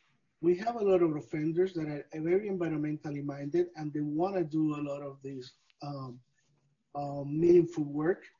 And given that we have a lack of people that can really operate composting facilities that well, we have this created this training center. We have partnered also with Ohio State to develop certifications programs for them. It's more, not only a training, but it's also a train-the-trainer kind of environment. Our offenders, they learn so much, they get so much experience with this that they are wonderful teachers themselves. And we have been sending even our high EPA inspectors to go there and meet with them and learn the intricacies of that. So this is something that we try to do, not composting as using prison labor, but turning composting into training centers and teach people, athletes or offenders, how to manage a composting facility, how to really know the intricacies. And we are also starting to incorporate other gardening related work, zero waste efforts too, because you also, when you collect food scraps, you might also want to tell people how to do it and be a zero waste activity. So we have a lot of opportunities here, and I think that really this is going to set up in Ohio to grow. One, we have people that really can manage these facilities and make them really successful. A lot of that stigma with others or maybe with problems would go away. The last thing I want to say is that the Ohio Composting Association is now it's now a chapter of the National U.S. Composting Council, which give us a lot of access to a lot more resources, give us a lot more opportunities to do advocacy at the state and national level, and will give us a lot more educational opportunities. And that's all I have to say. If you have questions, I would like to take them. Thank you so much. This has been very, very interesting. We have been just getting question after question. We don't have time to answer all of them. The ones we don't answer, we'll get to the proper person for an answer. The first question, though, is for James. Can anyone bring you food waste from the community? So we are, that is one of the exciting things that we hope to share soon. Obviously, part of this and making it available to the community is definitely the next step for the food bank. We knew in setting off on this endeavor that there would be a learning curve for us to be able to get the process right. Not only from being able to accept stuff, I believe I saw another question if there was excess of compost available. And that's actually part of that next step. And that comes with testing. So we would not distribute any product until we have it tested and we know that it is a good, safe product for folks to use. So COVID obviously slowed some of this progress down with where we had hoped to be at this point. But again, we are working diligently to get all those processes up and our best procedures in place to be able to not only accept stuff from the public, but also to be able to share that excess compost with the public. So I'll stay tuned on that. Yeah, okay, good. Great. Well, thank you. And again, We've gotten a lot of questions, and we're going to make sure that we get these questions to you so you can answer these individuals. So thank you all. Okay, our next video highlights a new organization that responded to the pandemic by activating a team of recently unemployed chefs and culinary professionals to quickly and efficiently prepare in bulk nutritious and delicious meals for vulnerable residents who faced lack of transportation, resources, or access to meals. Now, please take just a couple minutes to learn more about Miami Valley Meals.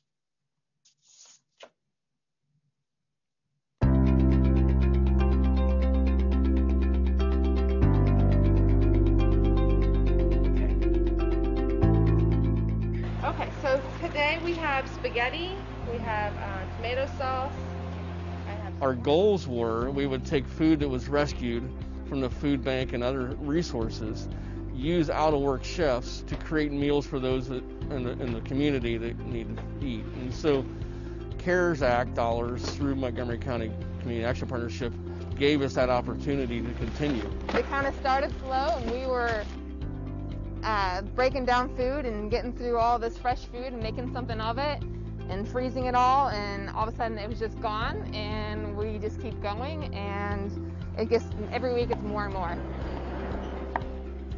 On average, we're producing right around 2,000 meals to 2,500 meals a week, and we plan to go between 5,000 to 7,000 a week. Food goes to whoever's in need, whoever reaches out to us. We keep growing every week. We're making more and more and distributing more meals. Yeah. We have a lot of partnerships. We have Whole Hunger Initiative helps us. Foodbank helps us. Montgomery County Community Action Partnership, East End Community Services, Declare Food Equity, the Department of Health. All of them have reached out to us and helps us understand the needs and where they are and how can we help to create this organization to serve those the most. Siento muy bendecido, primeramente por Dios, que me dio algo en mis manos para poder hacer la comida, y me siento muy contento y feliz de hacer el trabajo que yo hago para que en la comunidad. I never knew this was going to be my destiny, but it just kind of happened and felt right, and so just doing it. I think the world is changing so rapidly around us, and we have to find new ways to help people.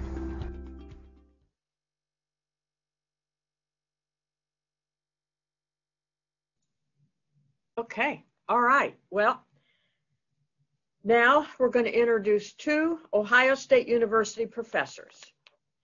Ben Brown, Assistant Professor of Professional Practice in Agricultural Risk Management, and Lyda Garcia, Assistant Professor of Animal Sciences, for an update on the way the pandemic affected the farm supply chain in 2020. Lyda will be available after the presentations to answer questions. So again, please put them in the Q&A box. Thank you.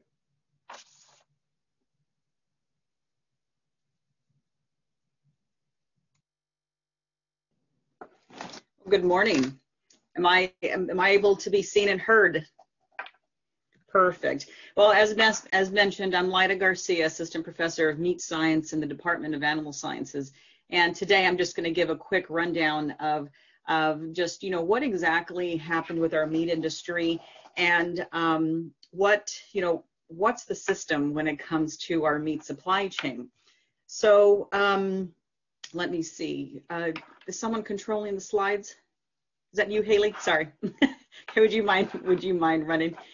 All right, so big question that I get, I'm also considered the meat extension specialist for the state of Ohio, and the big question I get from people is, what exactly happened?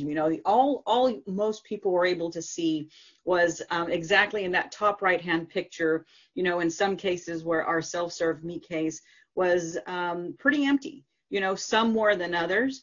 And then of course, once there was a resupply of meat products in that retail case, then we suddenly noticed that there were limitations.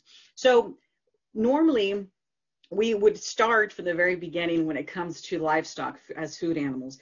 But in this case, we're going to start at the very end, and that's going to be at the retail outlet. And so what exactly happened and what caused some of our meat shelves to be empty? Well, it all had to do with COVID-19, as you know, that was rapidly entering our large-scale meat packing plants. And when I refer to large-scale packing plants, I'm referring to companies that employ hundreds, possibly thousands of employees. You know, that's what makes it large scale. And so what was happening was that these employees were slowly becoming impacted and affected with COVID-19. So if you stop and think, if there weren't any employees to do the job, you know, that eventually caused these plants to slow down and even temporarily shut down, then if we went further back in that process, then less food animals, less livestock were being harvested for meat. And so with all that said, if thousands and thousands of employees were being impacted, then that means that with no employees meant no processing of food animals, which then meant no meat products there at the meat retail case, right? Next slide. So to give you an idea, I mean, and this is just going back to 2017 of how much meat is processed in the United States. Now, this is only domestic. This does not include export or whatsoever.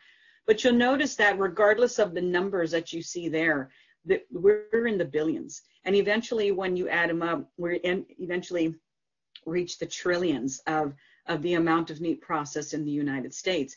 The Americans, starting in March and running, and even up until now, have come to realize that our meat industry is the driver to all this. And if we have a hiccup, in this case, as with our employees, then many will be impacted. Next slide, please.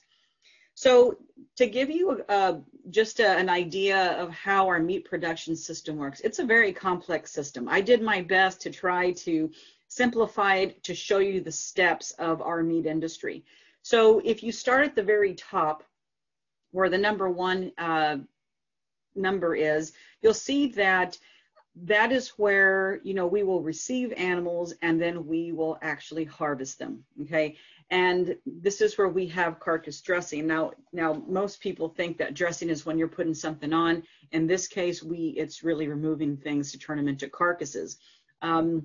Once they go through a chilling process after harvest, after slaughter, then they'll go through a fabrication where then now the carcasses are now broken down by primals and then eventually down to subprimals, making it more fitting for boxed meat.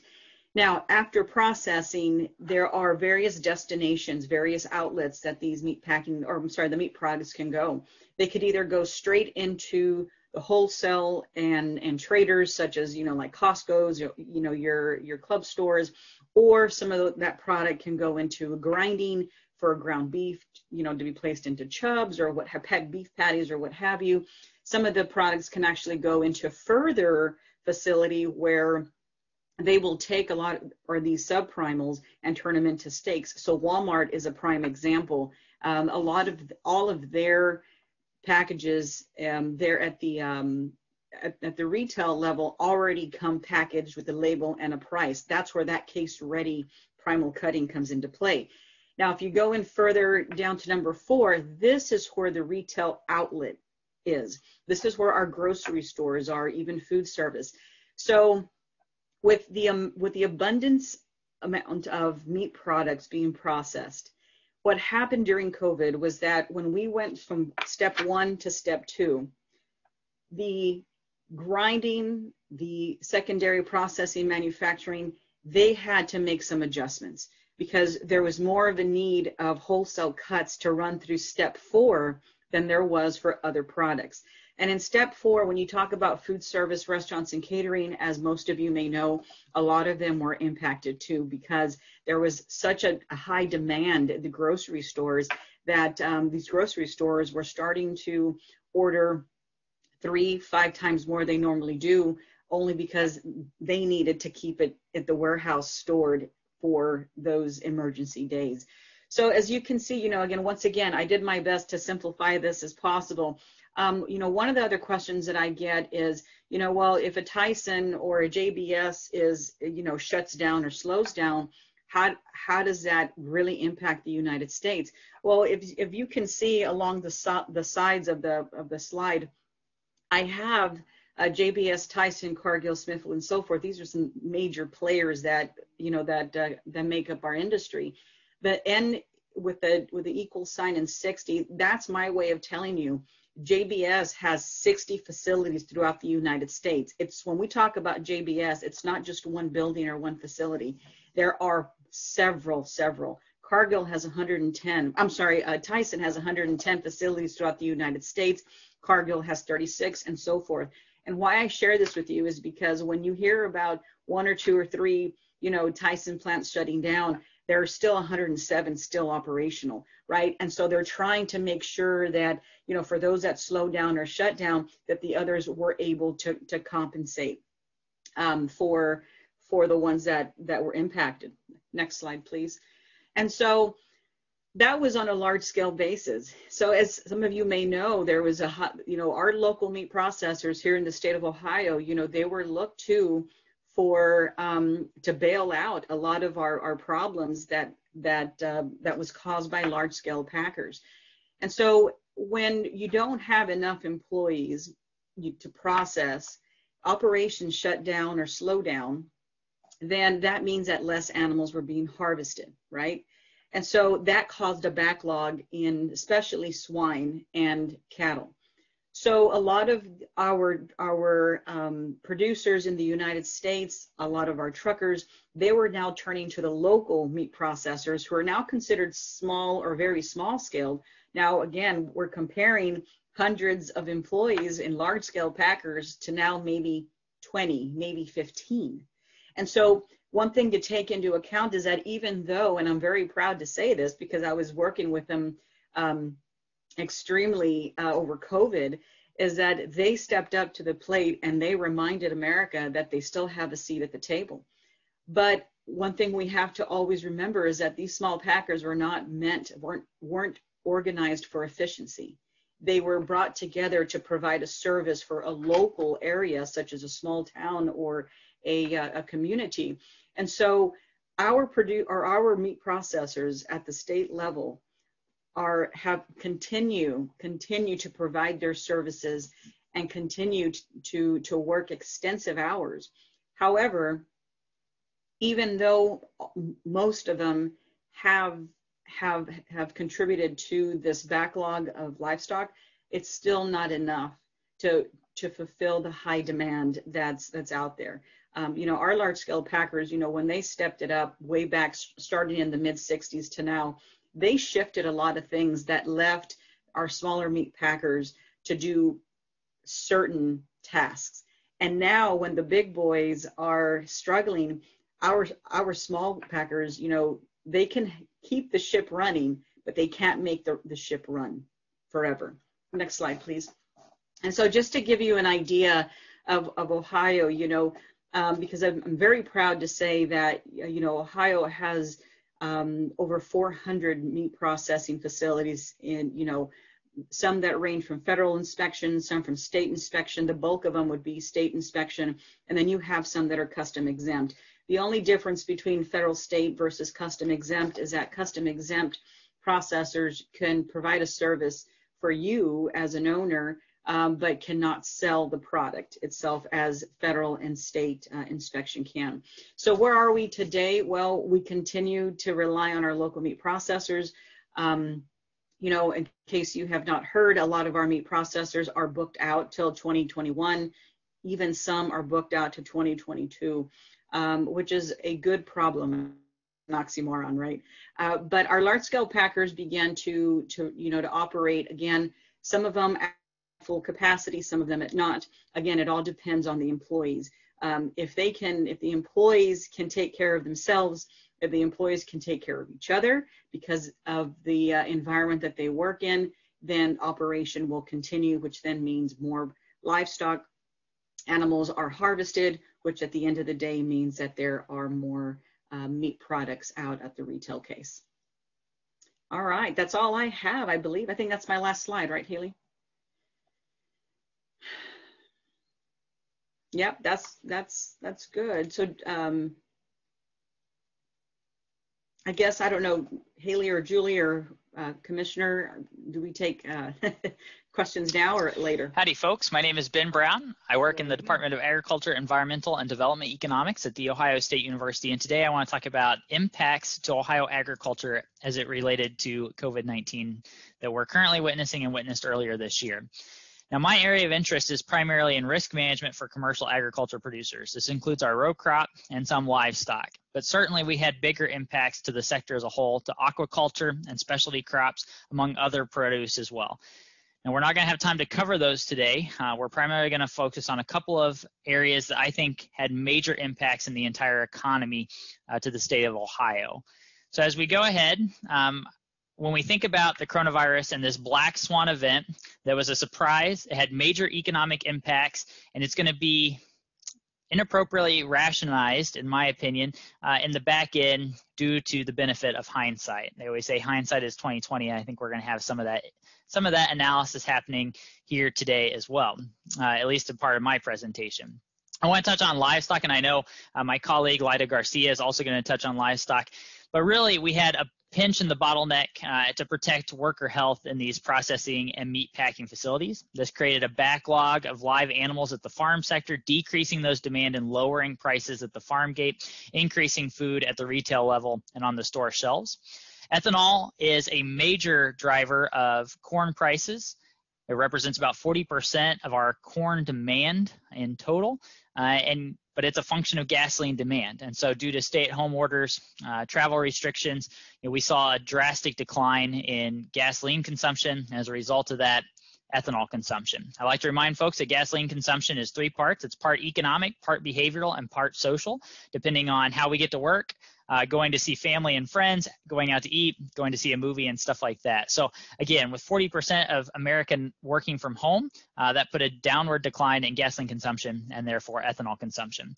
However, government assistance has helped make up some of this downfall. So as we look ahead, I just want to remind folks that we were in a rough spot in the farm financial conditions heading into the pandemic.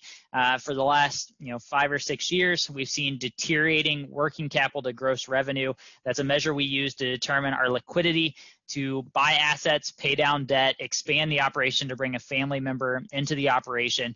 We like to see that at about 20%. However, in 2020, over half of Ohio's farms, and again, this is all size classifications because I've adjusted this for gross revenue. So I've taken working capital divided by the farm's gross revenue to compare across sizes. Over half of Ohio's farms were below that 20% benchmark. Now, granted, we have seen an increase in government payments. Interest rates have come down to make debt service cheaper, but nonetheless, without government assistance this year, 86% of our Ohio farms indicated that they did not feel like they were going to have positive cash flow at the back end of 2020. So just something to remind people that we were not in a great financial condition heading into this year. When we start looking at prices, which is what I'm showing you here, this is the most active price contract for a range of ag commodities throughout the year, starting in January. And again, this is indexed with January 2nd being our starting point. And you can see that prices declined in April, May, and June, were flat in June, July, and August. And really since September and October have started to elevate. Now, some of this is due to inflationary pressures as the dollar has dropped 10% and we've seen a 36% increase in the amount of money flow into the U.S. economy. That's putting upward pressure on all prices. We're seeing it in the housing market. We're seeing it in some indexes, but we're also seeing it in the commodity market because we actually have a decently positive story to tell now in the commodity market as we've reduced supply. Again, when you reduce supply and keep demand equal, that tends to put upward pressure on prices, and we'll talk about this later. Let's talk about gasoline consumption for just a second. The graph in the left represents gasoline consumption for 2019, a 5-year average, 2020 in the red line, and then in the blue dotted line, that was my forecast all the way back in June. I've been adding data points as we've been getting the actual data points there in the red line, and you can see that I was relatively close. But overall, after falling roughly 49% all the way back in April in terms of gasoline consumption, we've rebounded to just last week we were down 8%. Now, I think we're going to stay at about that 8%, 9% down decline in gasoline consumption through the remainder of the year. And this would represent about 11.5% total decline in gasoline consumption for 2020. Now that fits into ethanol consumption, as we talked about, because every gallon of gasoline contains some part ethanol. And as I mentioned earlier, gasoline consumption is part economic, part pleasure, and part behavior, depending on how we use it, right? And so we do have some functions that are causing some concern about gasoline consumption going forward. People like me, for instance, a state ag extension specialist, I'm still working from home. I'm not traveling around the state, and so therefore my gasoline consumption is a lot less than it normally would be. When we transition to this ethanol, the graph on the left shows ethanol production. If you take the full year into account, we've reduced corn demand for ethanol by about 580 million bushels, according to my calculation. To put that into a visual perspective, that's almost equivalent, almost exactly equivalent to the entire Ohio corn production for 2020. So we wiped out an entire Ohio corn crop on the demand side, but yet we still had that supply, and that's what put that downward pressure both on ethanol prices and corn prices. Now, we've reduced ethanol stocks, which is what's being shown in the right-hand graph, and that's helped support prices a little bit. Now, I want to talk about meat and animal prices, because this is something that is kind of creating a little bit of confusion in the media. Live animal prices is where we're going to start, and I've got a price and quantity graph. Basically, as you move up the axis towards the price, you get higher prices. As you move out towards the quantity, you get larger quantities. If we take just a regular supply curve, and again, the more the price goes up, the more people are willing to supply the good. And we take a regular demand curve, again, the more price goes up, the less people are willing to consume, right? Think about it. When you go to the store, if a price goes up, you're going to consume less of it. And where those two intersect is our equilibrium price and quantity. Now that's for live animals. Let's talk about processed meat for just a second. Same factors apply here. A regular supply curve, as supply goes up, packers are willing to supply more meat. As similar, if we have a demand curve, as prices go up, consumers, you and I, are willing to consume less meat because the price has gone up. Now, the interesting thing here, again, where those intersect is where we have our equilibrium. But the interesting thing is if you take both of these into account, the Q's have to equal here. In all cases, both Q's have to equal. And the reason for this is because when we take a poultry, for instance, and get it processed, we're going to get one breast, two legs, and two wings. We're not going to get 7 wings from that chicken. We're going to get equal parts. And so the Q's have to match. Now, if we throw a pinch in that bottleneck, in the middle of the bottleneck, it actually drives down the demand for live animals. There's not as much demand for live animals, pushes the demand curve down. We have a new price and quantity axis, but as I told you, the quantities have to equal. So if we adjust the processed meat now for the same characteristics, that pushes the supply curve back. We're not having as much supply, and as a result, it's pushing, the price. We get our new price and quantities in processed meat, but it's pushing down prices for live animals while pushing up prices at the meat counter at the grocery store. And that's what we saw. We saw live animal prices decline, and we saw processed meat at the grocery store increase. So these were economic forces that caused prices to react this way.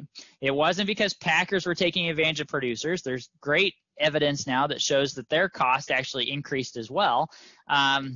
And so as a result, we had economic forces that can display this. Now, to throw this into actually what happened, what I'm showing you here is cattle placed on feed. And what you see in that purple circle is a strong decline in those red bars. Red bars represent 2020. This matches, these are cattle that are being placed on feed, being bought from producers, placed on feed to be made ready for meat processing. And you can see a strong decline in May and April. And this represented and matched a lot of our producers saying, hey, no one's at the auctions to bid on my animals. If you look at January through August beef production in 2020 comparable to 2019, we're about down 200 million pounds in meat production. Again, that's going to help increase meat prices at the retail level because we don't have as much meat. When we look at these cutout values, now this is the wholesale before it gets to the retail. So this is leaving the packer, heading to a retail spot. Basically what I've got in here, the lines each represent a cutout of the beef carcass. So you got ribs, chuck, round, loin, brisket, plate, and flank. The gray shaded area is the total composite, so the total animal put together. The black line represents March 15th, 13th, when a lot of sporting events closed down, and that was kind of when the economy really decided that we were, going to have to shut down and health-wise. And what you can see here is from March 12th to May 12th, the price for that beef cutout increased 131%. So it doubled over that period.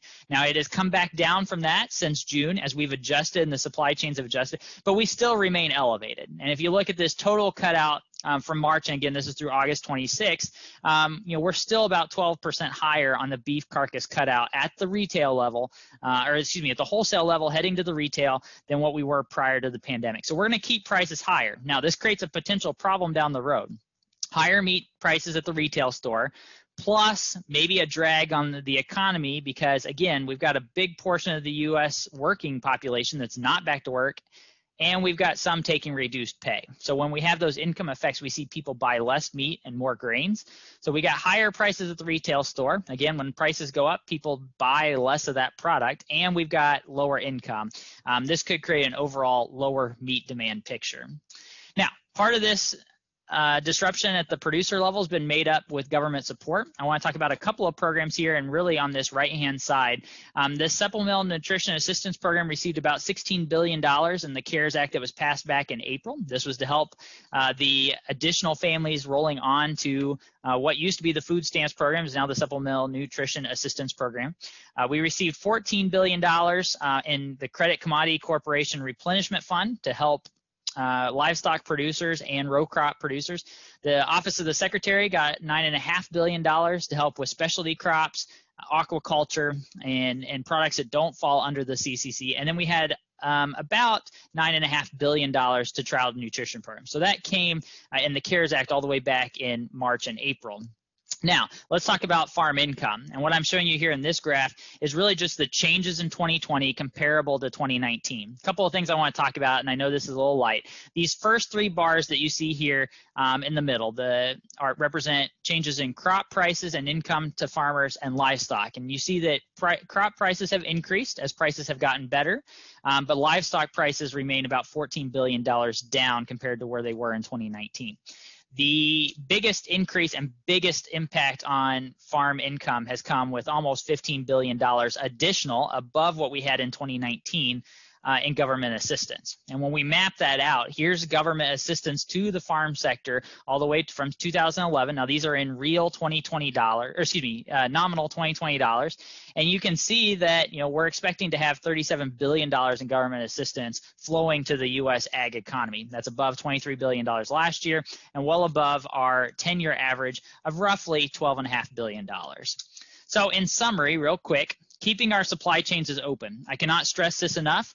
Our food system bent in 2020, but it did not break, and that is important. We have adjusted and we have adapted, but we did not break. We still had product and still had food on our shelves and available for producers. It might have not have been the food we normally buy. It might have been a different brand. It might have been a different type, but it was available to us. It is important to keep trade supply open, international trade supply chains open, allowing product to come into the United States and out of the United States. That's important because it sends signals to our processing level to continue to produce that product. Commodity prices have improved as the supply chains have adjusted. Again, I talked about, we've seen prices rebound as we figured out logistics issues. We've gotten product in the right place now. We transitioned from pint cartons for school lunch programs to gallon and half-gallon jugs at the store level, the retail level. The lack of driving, travel, and social engagements continues to hurt our grain complex, especially in corn, but bringing that whole grain complex down from where it would be. We are in a much better place today than we were 6 months ago. Suppliers have built relationships with people to where if COVID spiked back up, I think we would have some flexibility and a little bit more bend in our food supply chain. Now, there's a great debate that's going to happen on how much additional capacity and excess production capacity that should be held. I like to remind people that the first thing they teach you in an introduction to business course is that inventory is costly, and if unsupplied processing capacity is inventory, and so it becomes costly if you're not using it. That's why we have a just-in-time food system. But there's going to be a great political debate led about how much extra processing capacity we should have. And then finally, government assistance has helped Ohio producers and consumers. Through stimulus checks, it's allowed consumer confidence to continue. It's increased our buying power. As you and I have gone to the store, we got our checks. Again, that's helped us at the consumer level. It's trickled to the producer level, and then the producers have gotten support through the Farm Service Agency and government programs. And so with that, I want to thank you for your time. If you have any questions or additional follow-up, you can find my contact information here, and I look forward to seeing you all around the state of Ohio soon. Thanks, and have a great day. Bye. Thank you. Thank you both, Ben and Lyda. This was very, very interesting. So we have time for one question, and this is to Lyda. Are OSHA and other workplace protections adequate to protect workers in the food supply chain? That's a very good question. You know, my formal training in meat science was in large-scale packers. And I'll tell you, I learned a lot about the ins and outs of these large-scale packers, you know, pros and cons to them. And in regards to OSHA, I'll say that, is it perfect? No. Is it adequate, as the person asked in the question?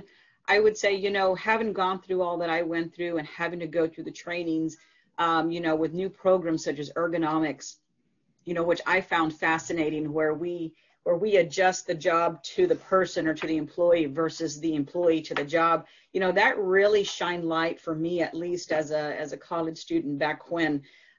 So, you know, and if we think about the role of OSHA, at least in a meat packing plant, we're talking about the lockout, tag out for electrical systems to avoid any more injuries, whether on a bandsaw, a grinder, or so forth. We're also looking at, you know, the processes of the safety management when we're dealing with chemicals such as ammonia, you know, and then, you know, and it just goes on and on. And, you know, I say that it works. Is it perfect? Once again, nothing's perfect.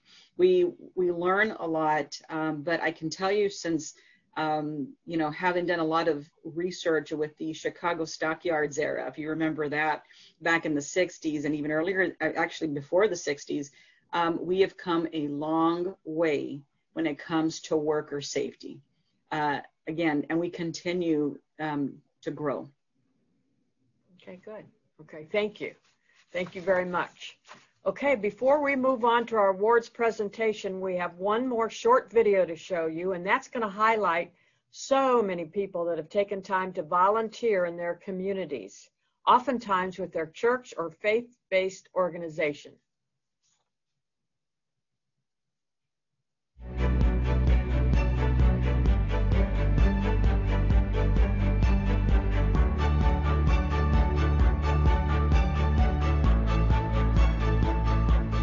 Beginning of the pandemic, everything kind of shut down. A lot of the food pantries stopped, and if they were operating, it was only drive-through, which most of our residents don't drive. We realized that access to food was going to be the biggest barrier that they faced. We're not specialized in food delivery. It's not something we do. So we realized that the community was really going to be a huge, important player in it. We partnered with Declared Dayton and Crossroads. And with a grant from Oakwood Rotary, we were able to provide over 2,000 food boxes through St. Vincent de Paul to be able to make sure that we gave food access in the hands to our seniors that weren't able to go to the grocery or didn't have access to go to the food pantry, or maybe their Meals on Wheels had stopped temporarily because of the whole quarantine.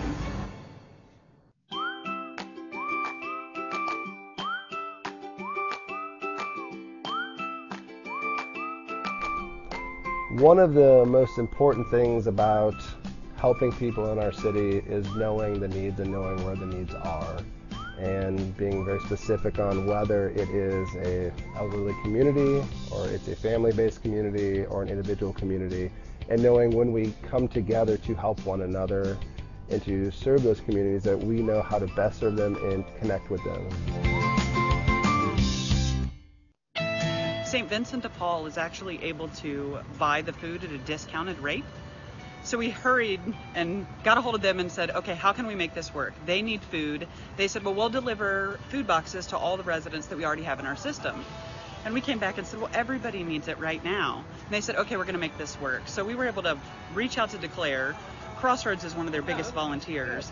to organize volunteers to pack these boxes, and we were able to purchase them from St. Vincent de Paul at cost. So one of the partners that we've come across throughout the years has been Crossroads of Dayton. And we've been able to best come alongside one another and make sure that people who need food get food. You know, organizations like VOG or St. Paul or the Foodbank, whoever it is that we've ended up partnering with, it really is just a chance for us to show that we want to be a part of this community and help where needs exist. You're welcome. Be blessed. Well, many of the organizations throughout the community have heard about what's going on. They decided to partner up. They'll call myself or call Ms. Garcia, the director of the program, and they'll ask what can they do as an organization as a whole, or they may just come as an individual. But the thing is, people are really coming out because everybody wants to help, because there is a need. So we've come across lots of great groups and people that have allowed us to best serve our community and continue to meet the needs as they evolve and change, and making sure that we stick to that simple mission of loving and feeding people. We're going to be here until the food runs out, and we're going to be able to help someone who's in need. Thank you guys. Have a good one. You too.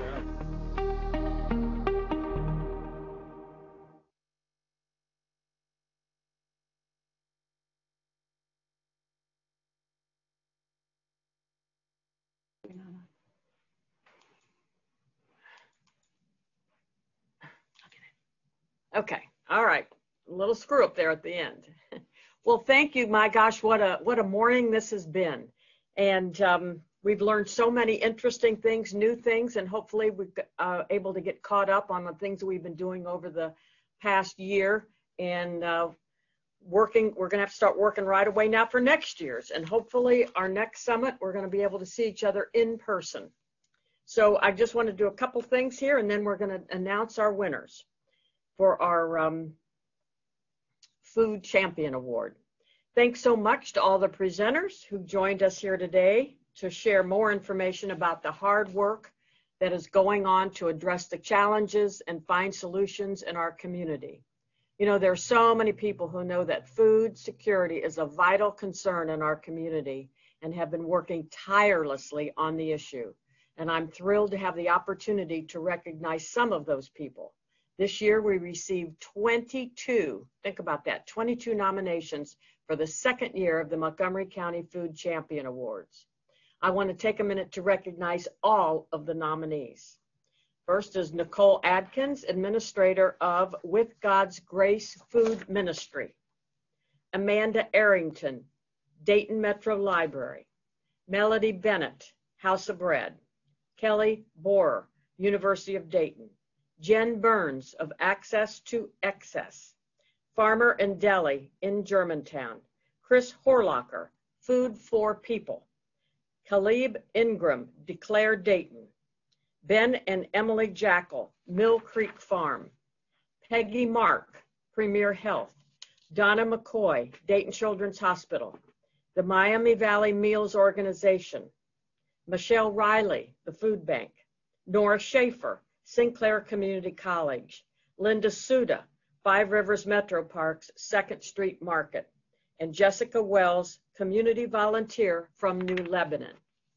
You know, with so many great nominees, the awards committee had a very difficult decision. After much consideration, they decided to present awards in 5 categories. Now, the first is called the Trailblazers Award. And this award goes to Jen Burns from Access to Excess. Jen rescues food from community gardens and grocery stores and distributes it in the areas of need each and every day of the week.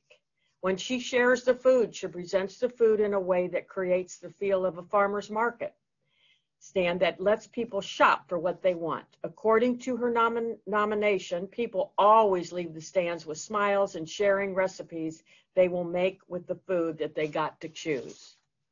So congratulations to Jen. Our next second award I want to present is the Nourishing Spirit Award. And this year, the award goes to Melody Bennett of House of Bread. She has worked to serve the House of Bread guests for the last 11 years. According to her nomination form, Melody wears a multitude of hats, from operations to development to purchasing to mediator to long-term strategist. So again, congratulations, Melody. The third award is the Educator Award, which goes to Nora Schaefer, a professor of dietetics and nutrition at Sinclair Community College. Nora is recognized because she found a solution to meet the needs of students struggling to buy food by setting up a food pantry and grab-and-go lunch station. Providing food for Sinclair families with limited resources helps the students continue their studies and provide for the families. Thank you, Nora.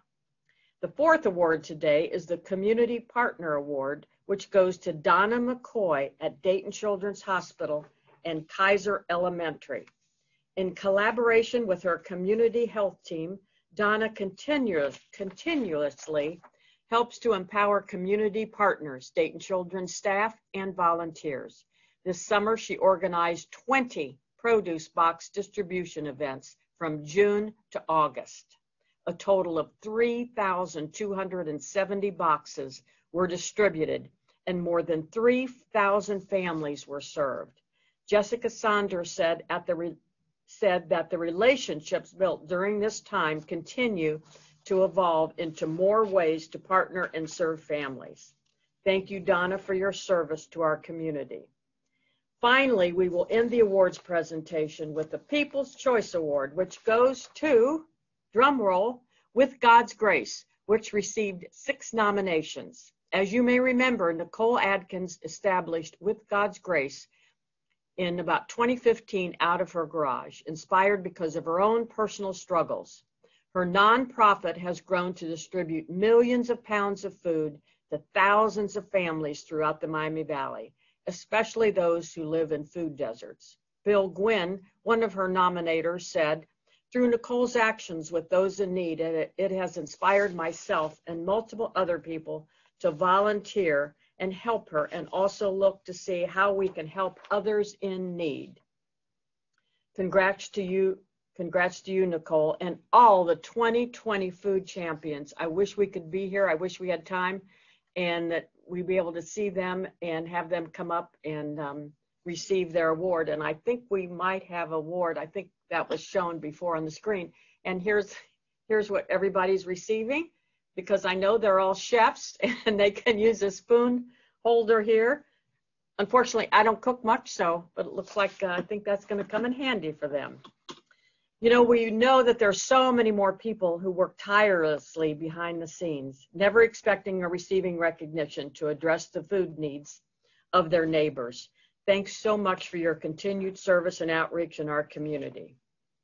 You know, I've just been so impressed with our community because, you know, they have all come together and worked so hard, not only last year with the tornadoes, but this year with the pandemic. And I just can't thank each and every one enough, because they know that so many of our families are struggling and need some, you know, good food and are suffering through the food insecurity. So thank each and every one of you.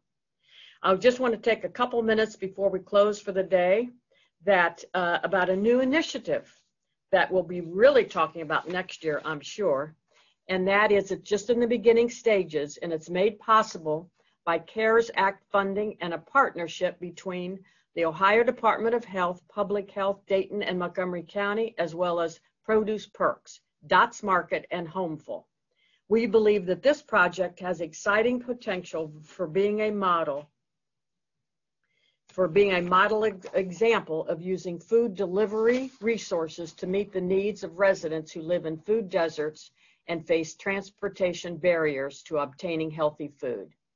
Dots Market will be expanding their delivery service throughout Montgomery County and will be able to grant this funding to provide free grocery delivery to low-income customers who utilize SNAP, PRX, Infant Vitality, and Produce Perks dollars to obtain their family's groceries. We believe this is an innovative and comprehensive strategy that will address the challenges of the COVID pandemic, but also has the potential to strengthen the long-term future of the Montgomery County food system. So thank you so much to this group. I can't wait to hear all about this in the next coming months. In conclusion, I appreciate the efforts of so many of you who care about increasing equitable access to affordable food in our community.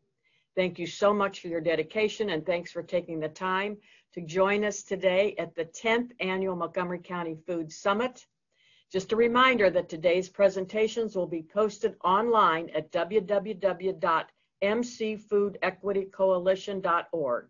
That's www.mcequitycoalition.org. Thanks, and everybody have a wonderful, wonderful day. And thanks everybody for participating.